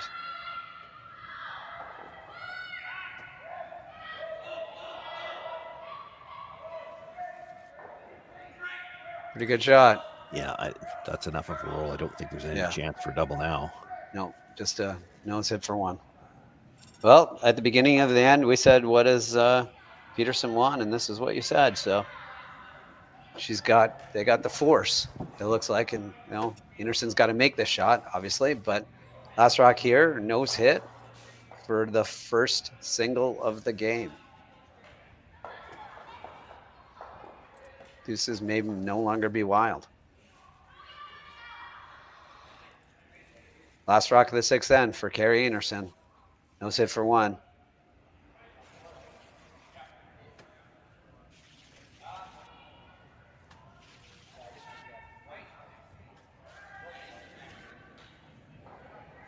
Sliding a little tight and poking things out a bit, but I think the weight is going to be fine. And it's Kerri Einarson with 1 point in the sixth end to take a 5-4 lead going into seven. We will have that seventh end right after these messages.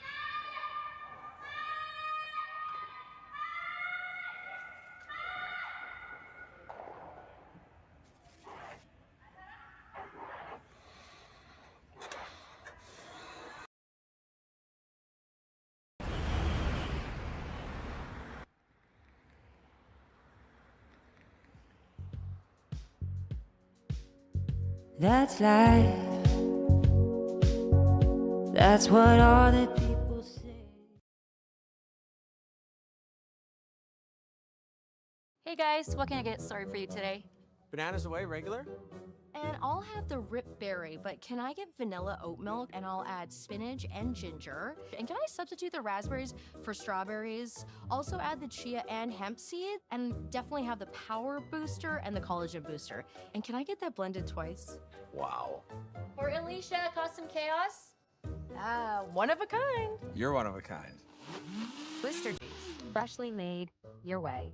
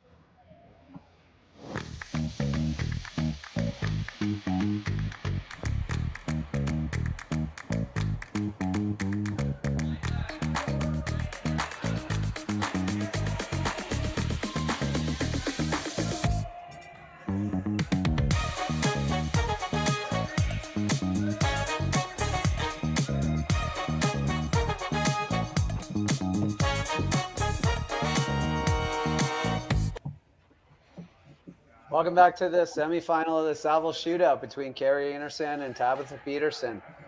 The seventh end here, Einarson has a 5-4 lead. Peterson has the hammer. My name is Matt Hames, and I'm joined here by Sean Joyce. Sean, what do you think so far? It's been a good game. It's interesting to watch the strategy develop. We've talked about that a few times. Kerri Einarson last end just did not want to see a blank end very bad. She got out of the situation where she had to worry about a steal early, took her chances to try to score two with splitting the house, never got anything really set up, but she, as I mentioned earlier, she was content to score one if she had to in the sixth. She wanted to make sure she kept the lead. And now here in the seventh, that dictates her strategy. She's looking to see a single point go on the board one way or the other. She doesn't care whether she steals one or forces one. So she's going to try to keep the play in the middle, play a little bit aggressively. For the Peterson team, they will have their own idea whether this is the age-old discussion in the free guard zone.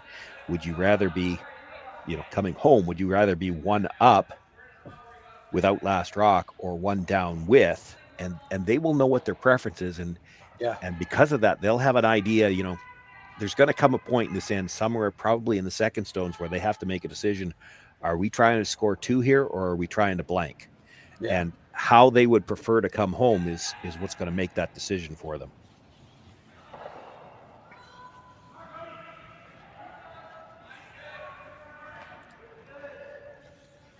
Well, that's not going to make the blank easier. No, but they got one over. They've got a biter. A biter is definitely going to cause a little bit of stress. Well, it might dictate the play for them too, right? Like if you don't Yeah. think you can blank, you have to play for 2 here. Right. This is the 5th stone of the end. After this one, I would expect her to make a play on the guard anyway, but you know, if she's sure she's playing for 2 and this is a little deep, you may see them play aggressive, play the draw.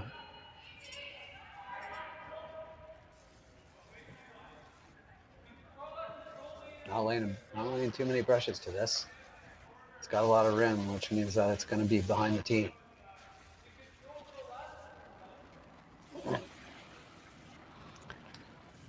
Do you freeze to it? I'm peeling the guard all day long. I mean, the blank is kind of back in play because of where those rocks are at the back. Not that you could. I mean, you could play if you really want to play hard for 2, you certainly could play the draw. The scary part is you're playing the whole end around the middle, and that's when you can get forced or even give up a steal. I like the idea of the risk-free deuce or the blank. And ignoring a center guard is a little dangerous. Yeah, it certainly doesn't bring risk-free out of the. No. You don't even have to straight peel. Like you could get rid of the center guard and roll to a corner guard if you want to play for 2 yet. I don't like leaving the center guard there. You got a chance to deal with the middle. The earlier they're going to have a conversation about it, and this is the big conversation, right? This is seconds. Well, seconds last. So, do you want to go, or do you want to try to keep things wide open? Seconds first. It's a little earlier still. Oh, seconds first. Yeah, sorry, seconds first. Well, and if you decide to play the guard, you know, are you straight peeling it, or are you hitting and rolling to a corner guard? Which, you know, that's kind of the combination. It defends against playing in the middle, and it still gives you a chance to play offense on the corner. I kind of like that. I like rolling to the left. Yeah, I don't know if I love this, but it's certainly going to make for an interesting end for us. You roll to the left, there's the danger you jam it on your biter. So I try to roll in front of the biter. Or you're talking the skips left. That and out of the corner of my eye, I saw something that was interesting. As soon as they decided they were playing the draw, of course, this is the second. Sometimes you have to manage stones. Well, she went into the corner and switched stones. Yeah. So she's obviously got one that they probably feels like it curls a little bit more. So when she's playing the come around here, they're using that for the draw.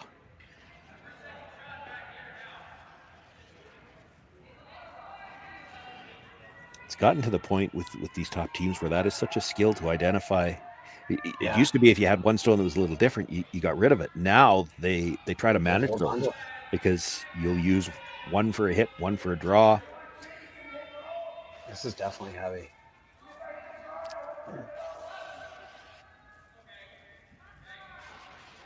Yeah, it's not a great shot, but it's not the worst result in the world. There's just going to be lots of red in the rings now, where blank is probably off the table unless they can make a runner and get rid of a bunch on this one. Probably have one more opportunity to run back a guard and get rid of some rocks, but it was probably only Peterson that wanted the blank anyway. Einarson was content to try to force the play this end a bit. Yeah. Oh, yeah. Again, like I said, a single point either way is great for Kerri Einarson. And if she happens to give up a deuce, well, she's got last rock coming home in a game where she's already scored 2 deuces. Yeah. I'm saying here, you got one chance.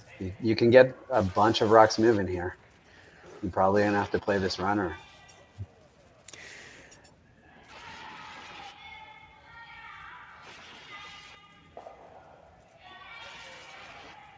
Or you could play a hack weight. Well, this is coming back into you don't want to get forced. You don't want to blank.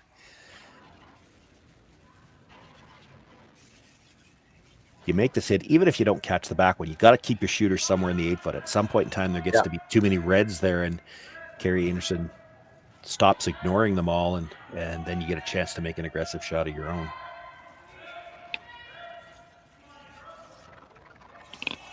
Yeah, if you could hold the shooter here, that's the key, right?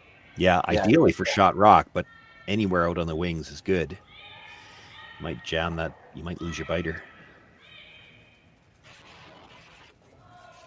Yeah, you've definitely lost your bite here. And lost the shooter. Yeah.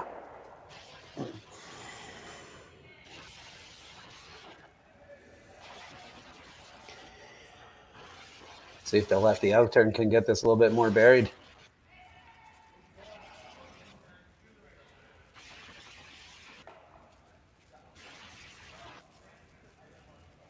Well, the shape at the back may force the Peterson team to change their approach now too. They might have to draw now.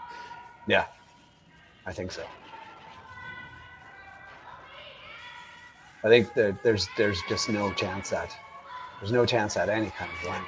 It's hard to and it's hard to think you're ever bringing the biter back into count now. The stone in the middle, there's a chance because it's kind of sitting on top of a yellow one, but it might come back.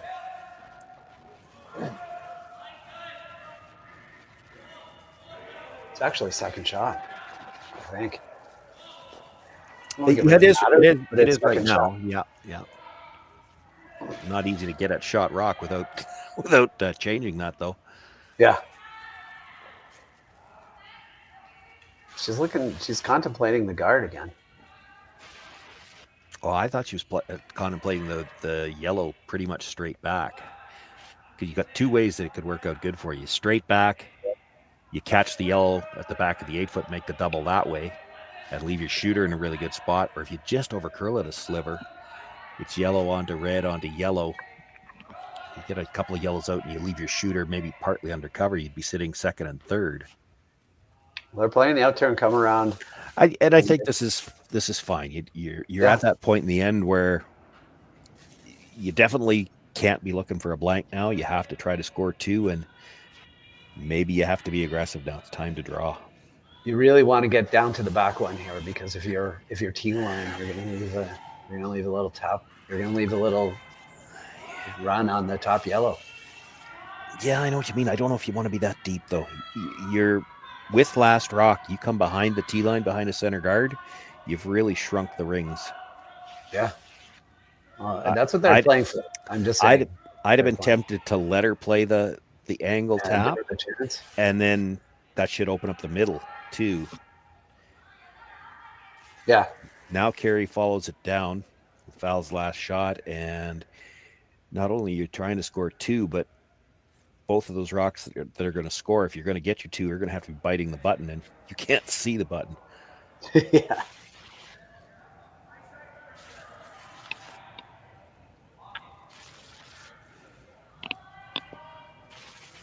This is a big shot.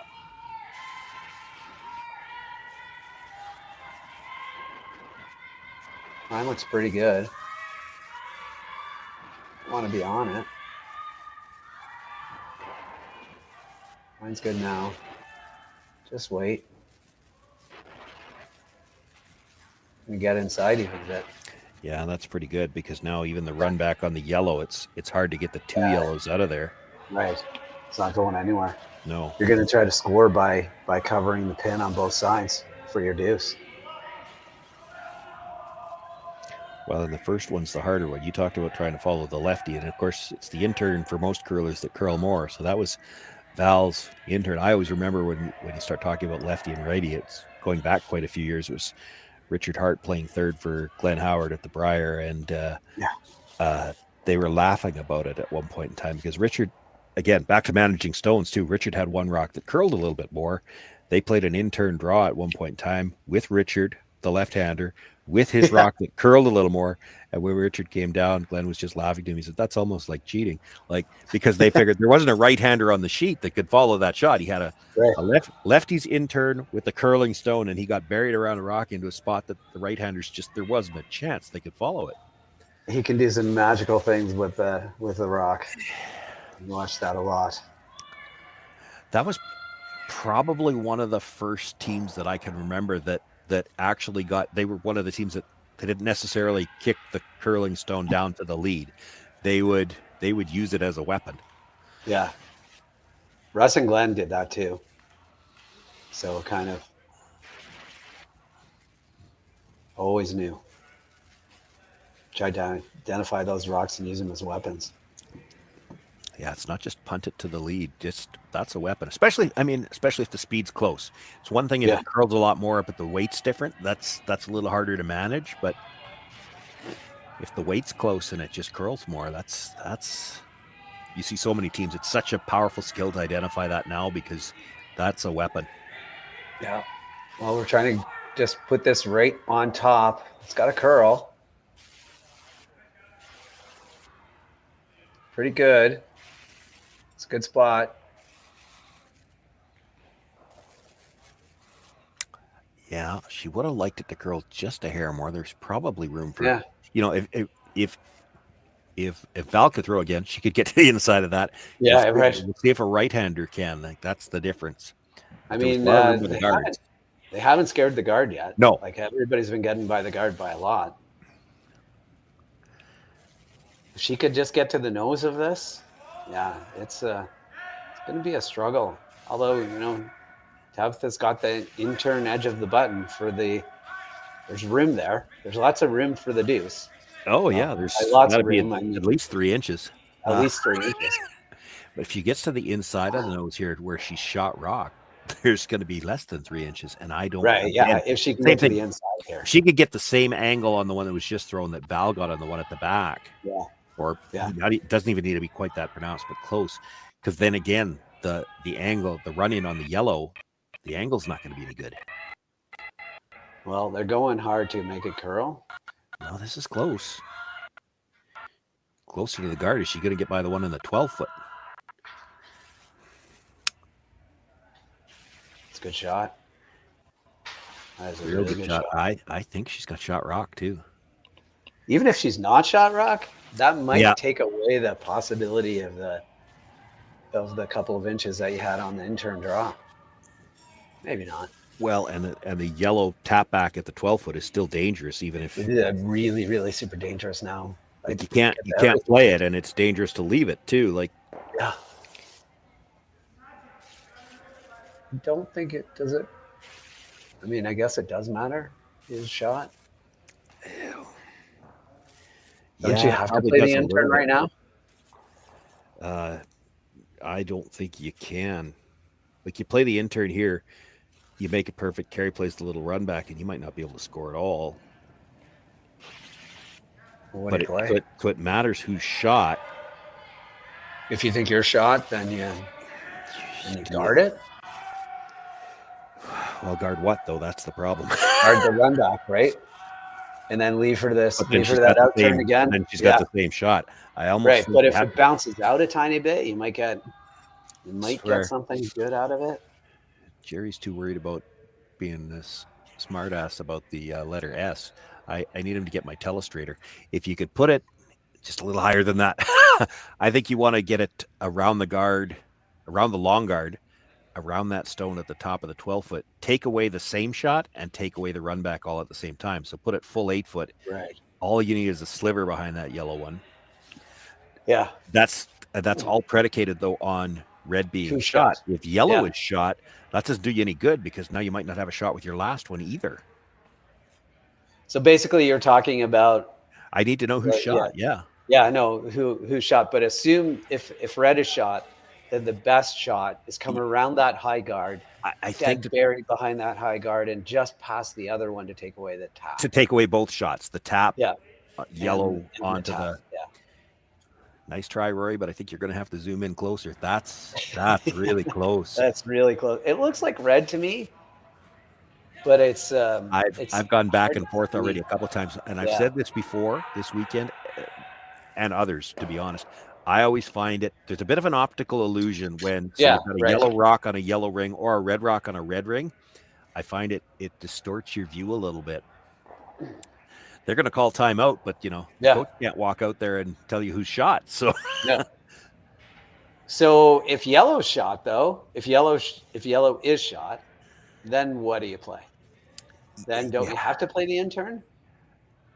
Well, I still think you throw the intern draw, there's a chance you're not scoring. If yellow's shot, I think you have to move something out of the front to make sure you have a shot with your last one. So you blast the double peel? I don't know if you want it coming back. Like right now, if just the long guard was out of the way, You could pick out the one that was just thrown. You could also chisel your own red one, which you could maybe play anyway. Like you chisel the red, it's going to spin up a little bit off the other yellow. Yeah, just throw it. I was thinking about that. I was thinking about just kind of, you throw it with like it doesn't, I guess you got to throw it with a bit of weight. But yeah, you don't have to whip it because you don't need to move it very far, depending on, again, it's because if it's not shot, it's really close. Play the straight double off the red onto the back yellow and that back. Yeah, just play it like that. Just try to hit a quarter, an eighth. They're going to play the draw, and there's just so many things I don't like about this draw. In fact, the yellow onto red, wherever your draw is going to end up, like you could leave this where they could double the reds. You could be facing 3 on your last one with no way in. Unless you're even, if you're even with that top yellow, maybe. Well, then she runs the yellow straight back into the pocket that you're going to form. Yeah, right. And the red ones both fly. That's not good either. Yeah, that's not good either. A little bit higher than the yellow one, and maybe something to play in off. If it's higher than the yellow one, it's not shot rock. Right. I think based on this shot, they don't think they're shot. I think they're trying to put this. I think they're trying to get shot rock. That's what I think they're trying to play. I don't think that they're. I don't think or they're just playing a straight guard. This looks are they guarding the race? Was that the call? That's the one thing when you get a timeout, you don't get a chance to see what they're not gonna point and tell you what they were playing. I don't think based on the weight that they were guarding the Rays, but well, I'm sure they weren't playing that. No, pretty much.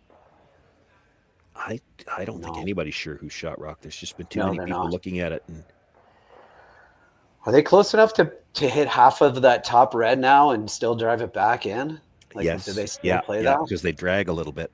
Yeah. So like you can play this. You don't have to play this with a ton of weight either. You hit and roll just to take away the intern draw completely. And you might, can you make it with 3/4 on that top one? Or do you have to hit it a bit thinner? Zoom out a little bit. Thinner or thicker? We're trying to figure out who shot. Yeah, it's close. I'm not sure if it matters to who shot as to what you play here. You also I'm saying if you hit 3/4 of the top red, and if you hit 3/4 of the top red, does the yellow come back and get a piece? Well, they're close enough together that I think it probably drags. So maybe it does. Yeah, that's what I think too. What I'm looking at is, do you have to throw it that hard though? Like you could throw. Yeah, no, I agree. Red onto yellow with.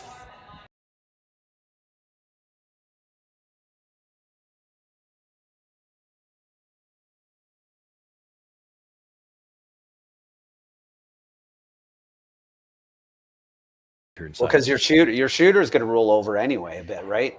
I think with that kind of weight, I think you're going to get close to the nose. Yeah, which is fine. The closer you get to the nose, the better. So I think somewhere between that, like I think again, a backline weight to make sure, and I still think it catches it if you hit 3/4 on the top and your shooter rolls over to take away the draw completely. You're counting on drag, and I'm not positive it's there. Like look at the space between those two rocks. Yeah, I think they're close enough to drag, but I think they're close enough. I think you say this too. Like if you don't throw it right now, what does she have? She's got a draw she's got a cold draw to the edge of the pin for 2. So if you don't throw, like, is there a scenario where you could screw this up? That's what I'm saying. Like, do you just throw a guard and say, okay, that's one I'm tied up coming home with? That's why I don't like the extra weight. Like if the only way I see getting in trouble is if you get to the nose, make that tap, and then bounce out too far. And then she comes I'm talking myself out of anything but taking away the intern draw for 1 or 2. Like if you take away the intern draw, then you went into this end saying if Kerri gets 1, like 1 point either way, she's good. 1 point either way, she's good. So if you throw a guard right now, it's 1 point either way. Where do you guard though? You just guard the intern draw. You just put it where the intern draw would have to be out somewhere in the middle of the 8 foot. Like how do you get the guard out there? Like you can't just put a guard from the center line, because on this ice that doesn't guard the draw. No, I know. You take edge of the 4 foot, throw the out turn, and it ends up just being like almost, as long as you take away as long as you don't leave a hole, you put it basically where Val's right foot is, like covering that line, right? Yeah, I think with this weight, I don't like this weight. I don't like this weight at all. But let's see what happens. I love it. I don't think you want to tap too far. If it comes up short on the double tap, like I don't think she's throwing real hard with that much ice. No, I think she's playing like a backline hackish kind of thing. You think that much? Maybe. Yeah. This looks like she's coming out with some weight. Yeah.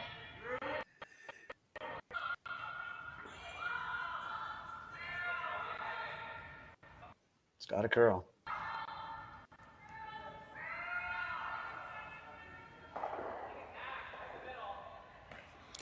Got the wiggle, but that's what I was worried about. It bounced out. That works out well for you. Well, it might have, because she tapped it far enough that she's sitting second at the back of the button now, and I don't think there's any way to get to that one. You can make the double and the 2 at the top. Yeah, in front of the tee line, but your shooter's I never. don't think it goes through. Yeah, and you risk actually the top yellow risks hitting any of your red. Like that's hard to get it past. You're going to come off the side one first. Yeah, right. You're going to be into it, so it'll come straight over the top. It's your shooter that's going to count anyway. Yeah, but it's only for one. Yeah, it's only for one. I don't think there's any chance you could squeeze it through. I mean, you could. Boy, it might even be too risky to try, because if you hit, so just get by the one that's touching the center line, hit the one on the edge of the button as thin as you can. Come to the back end of that and hope it comes back. But the problem is, because you're hitting the one on the center line second, if it does come back, it might miss the one at the back. Yeah. I think this is a shot for one. With that ice, I think she's trying for more, though. Like, she's planning to throw weight. You cannot hit the one on the center line first, because like you said, you hit the one on the center line first, it's going into the red. All right, last rock here in the 7th end. It's going to be moving. Little out. Yeah, it's moving out off the release. Yeah.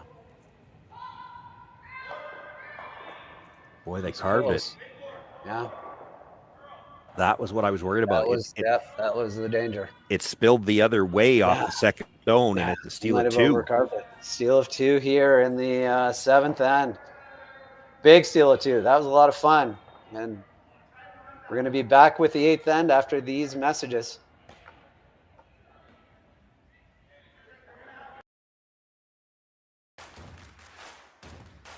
Imagine being able to stream every curling game from every sheet from any event, be it your Wednesday league game, bonspiel, or corporate event.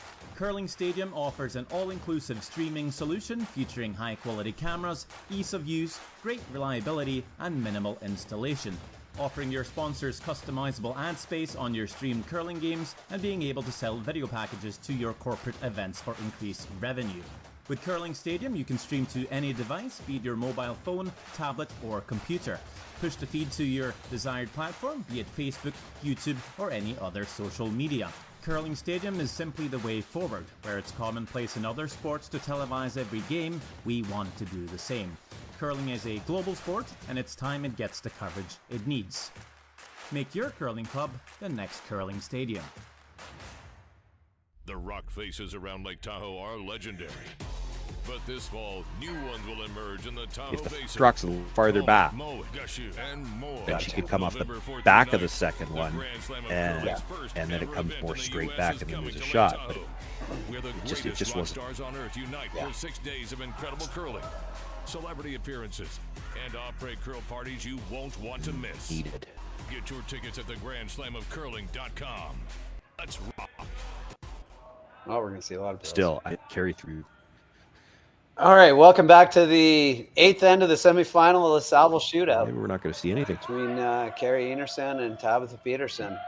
Big steal of 2 there in the 7th end. We spent a lot of time in the break discussing whether that shot was, whether Peterson could grab a deuce out of that, or whether or not it was only a shot for 1. And I guess we'll never really know, but they played it as tight as they possibly could and came pretty close.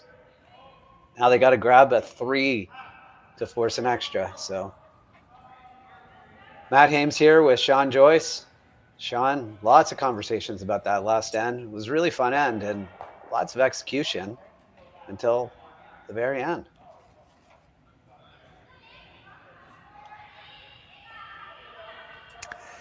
Yeah, maybe just, she wanted the deuce, desperately wanted the deuce. I just don't think the angle was there. Well, obviously it wasn't shit the way he needed to hit it, perhaps. And it just continued to scoot through. So unfortunately, gives up the steal of 2. It's going to make the thought process for both teams here a little easier. Einarson put rocks in the back corner, which she can't do for the first little bit. And Tabitha's going to have to play aggressively to try to set up a 3, which, it's not impossible with 5 rocks. You just need it. Yeah, you need lots to go right. You need absolutely everything. That guard isn't perfect, but it's not bad. They called this one a little tighter to try to encourage the double peel attempt, and maybe you get a flash when you encourage somebody to try a thin double peel.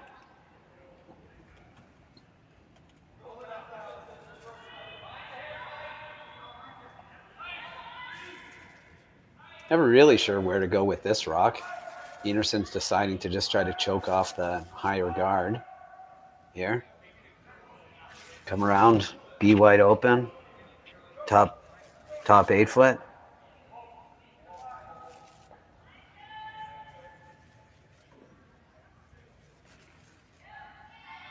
Ice is holding up really, really well throughout this whole event.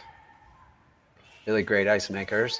Lots of curling going on too this weekend. Lots of the Oakville Stew Cells is happening. So if you want to see any of those scores, just go to curlingzone.com and check out the scores.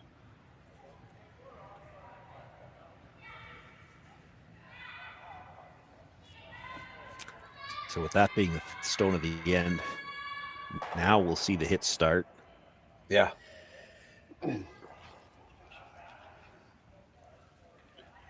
I'm not sure. Really quiet. I'm not sure if I was super tempted to try to keep this rock in play. Full weight hits though. I'd behind the. Just tap them back play to at the back 12 of the house. Yeah. Yeah. Yeah. All these rocks can be your friend. You don't have to get rid of your friends. You want to get rid of your enemies, not your friends.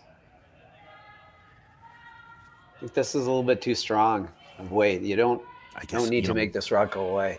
You're right. You could ignore them. I get it. It's the tip. Yeah. You want to deal with the middle, but you don't have to deal with it by making it go away altogether.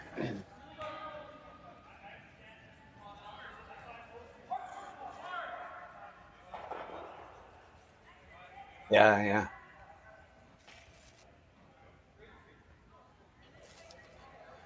Well, she makes this. She's going to leave a stagger. So what you do, if she makes the shot, great. Perfect. The way that she just called it, sort of into her own rock, and remove this rock. Then you come around the corner guard. They peel the corner guard, and then you've got an in-turn around a stagger if you want. So you still have a possibility at 3 if they make the shot perfectly.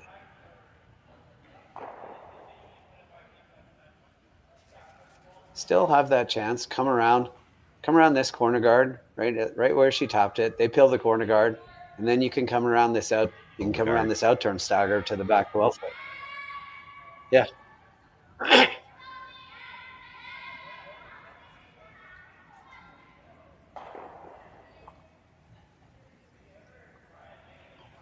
Let's make this, sink this. She probably peels the guard. If you can make it perfectly, she probably peels the guard. Yeah, I would think so.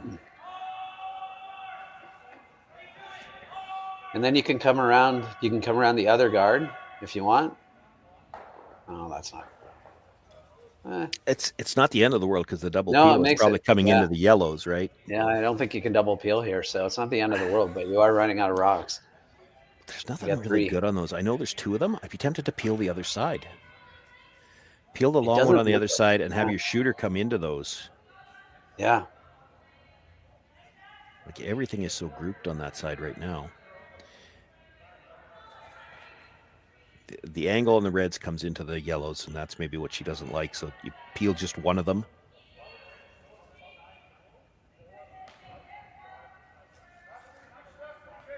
I would rather peel the top one than the closer one, actually. Probably I don't think you can easier. come around the closer one. Well, I think you can, but I think the issue is you come off the closer one, you're probably disturbing your own rocks in the middle, and you'd hate to do something for her, like push one of your own rocks behind the tee line. Right. This way, it's just a straight peel. You roll the shooter all the way across and out of play. Yeah.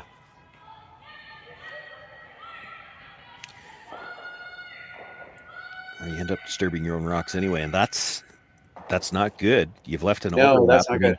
those yellow rocks can be used as a guard later on. Yeah. Gonna have to use them pretty soon. I think you come around this high guard, try to make it, they peel it, then you can come around this in-turn stagger. Yeah, and you might have to do it that way because I'm not sure you get around the stagger while that Yeah. corner guard's still there. Yeah, I don't think you can. I don't think you gain anything by coming around the in-turn. They think you can get around this. I don't. I don't. We're gonna find out, John. It looks tight to me, but it's. Well, this is one of those ones where if you've got it in your repertoire, you maybe throw a little bit more positive on the handle. Yeah, a little bit in out action. Yeah, because you got to hold it. After you get by the red guard, it's got to hold the line well enough to get by the stones at the top of the 12-foot. And then once it's by the yellows, you can try to carve it in behind. Back 12-foot is fine. Yep. It's gonna back 12-foot is fine because it's gonna force them to rip their own guards, like peel their own guards. But I don't know. They're pretty tight to the outside one. Oh, that is some good sweeping right there. Yeah, got there. Can you pick it? Well, She do you gonna have try to? Yellow onto yellow. How do you miss the red? Yeah. Just hit that. Yeah, you're right. Pretty hard to miss the red. Heck of a shot. It needed to be deeper. Proved us wrong. Yeah, needed to be deeper. Proved us wrong. Though got through the port. Really just got to make contact with his top yellow and the red's gone, right? Maybe it's just everything is going to go. And then all your next three have to count.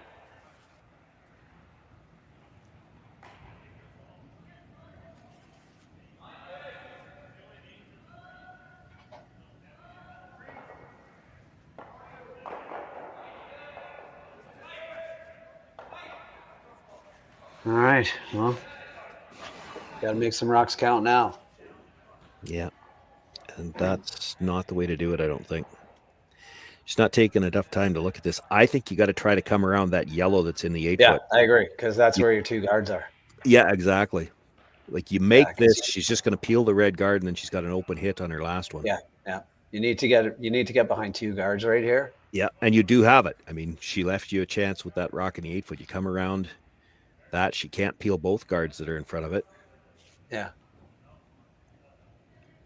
I mean, you're really up against it trying to score 3 to tie. You're up against anyway, it, yeah, definitely. But the math doesn't work for this shot. No, exactly. She peels the guard, and then it's a wide open hit with the last one. You can't throw another guard. Yeah. And you could have tried, like, if it really came down to it, you could have tried like a control weight on that one, try to jam it into the corner, roll your shooter on. But as it happens, like, again, I'm talking about desperation here, Sean. So, like a heavy split, right, on that top guard. Yeah. If you come around the other one, they peel the top guard, come around the other one, hope they miss the run back, and then you've got to draw for 3. Yeah. Yeah. As it is, the truck's going to have to pick twice even to get to throw your next one. Right. Yeah. It's a solid chance this is the last rock of the game. This has been a really fun game, well played game by both. It's a little tough shot in the 7th that she's going to want back.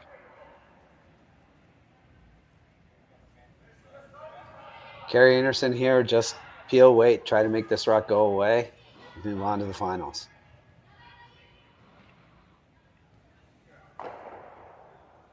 And there we go. She's going to play it, though, because there's still a chance. Do you play? I mean, you got to play it now, but... Yeah, I guess Yeah, if why you're gonna play it not? at all, you got to play it now. It's which way are you playing it? You play it center line out, double. I mean, you could just play it on the double on the reds and hope. It's Kerri the misses. same shot the other way. You're playing the wick Yeah. the red to jam it one way or the other. Yeah. And your shooter's got to come across and get the other yellow stone. Yeah. None of this is good. What I was thinking is, and what you were agreeing is, if on that previous one you play the come around the corner guard, this shot is still always there. It's not going anywhere. But, Yeah, true. I don't think you'd ever been in a spot where you'd ever had to play this, though. You make the come around to the back 8. yeah. You just bury one, and they peel the red, or they peel the yellow, and then you put another one in there. They peel that out, and then maybe you play this for your. I think they would have peeled the red. You make the come around, they peel the red, you come around the guard, and they're going to play the short they run run back the on their own, right? I agree. That's the way. I'm trying to write out a scenario where you might have played this. That's that's game. Pretty tough shot. Really fun game, Sean. In this Saville Shootout semifinals between Kerri Einarson and Tabitha Peterson. Really fun game. Einarson wins and heads off to the final. So, any last thoughts? They're going through on a roll. They're 6-0, and they must have some fresh players because they've been rotating through. So it'll be an exciting final. We're going to find out in just a few minutes who they're going to be playing against. Yeah, so stay tuned to Curling Zone to see what time the final is and who's in the final, and we'll see you there for the final game. Thanks, Sean. Thanks, everybody, for watching, and we'll talk to you soon.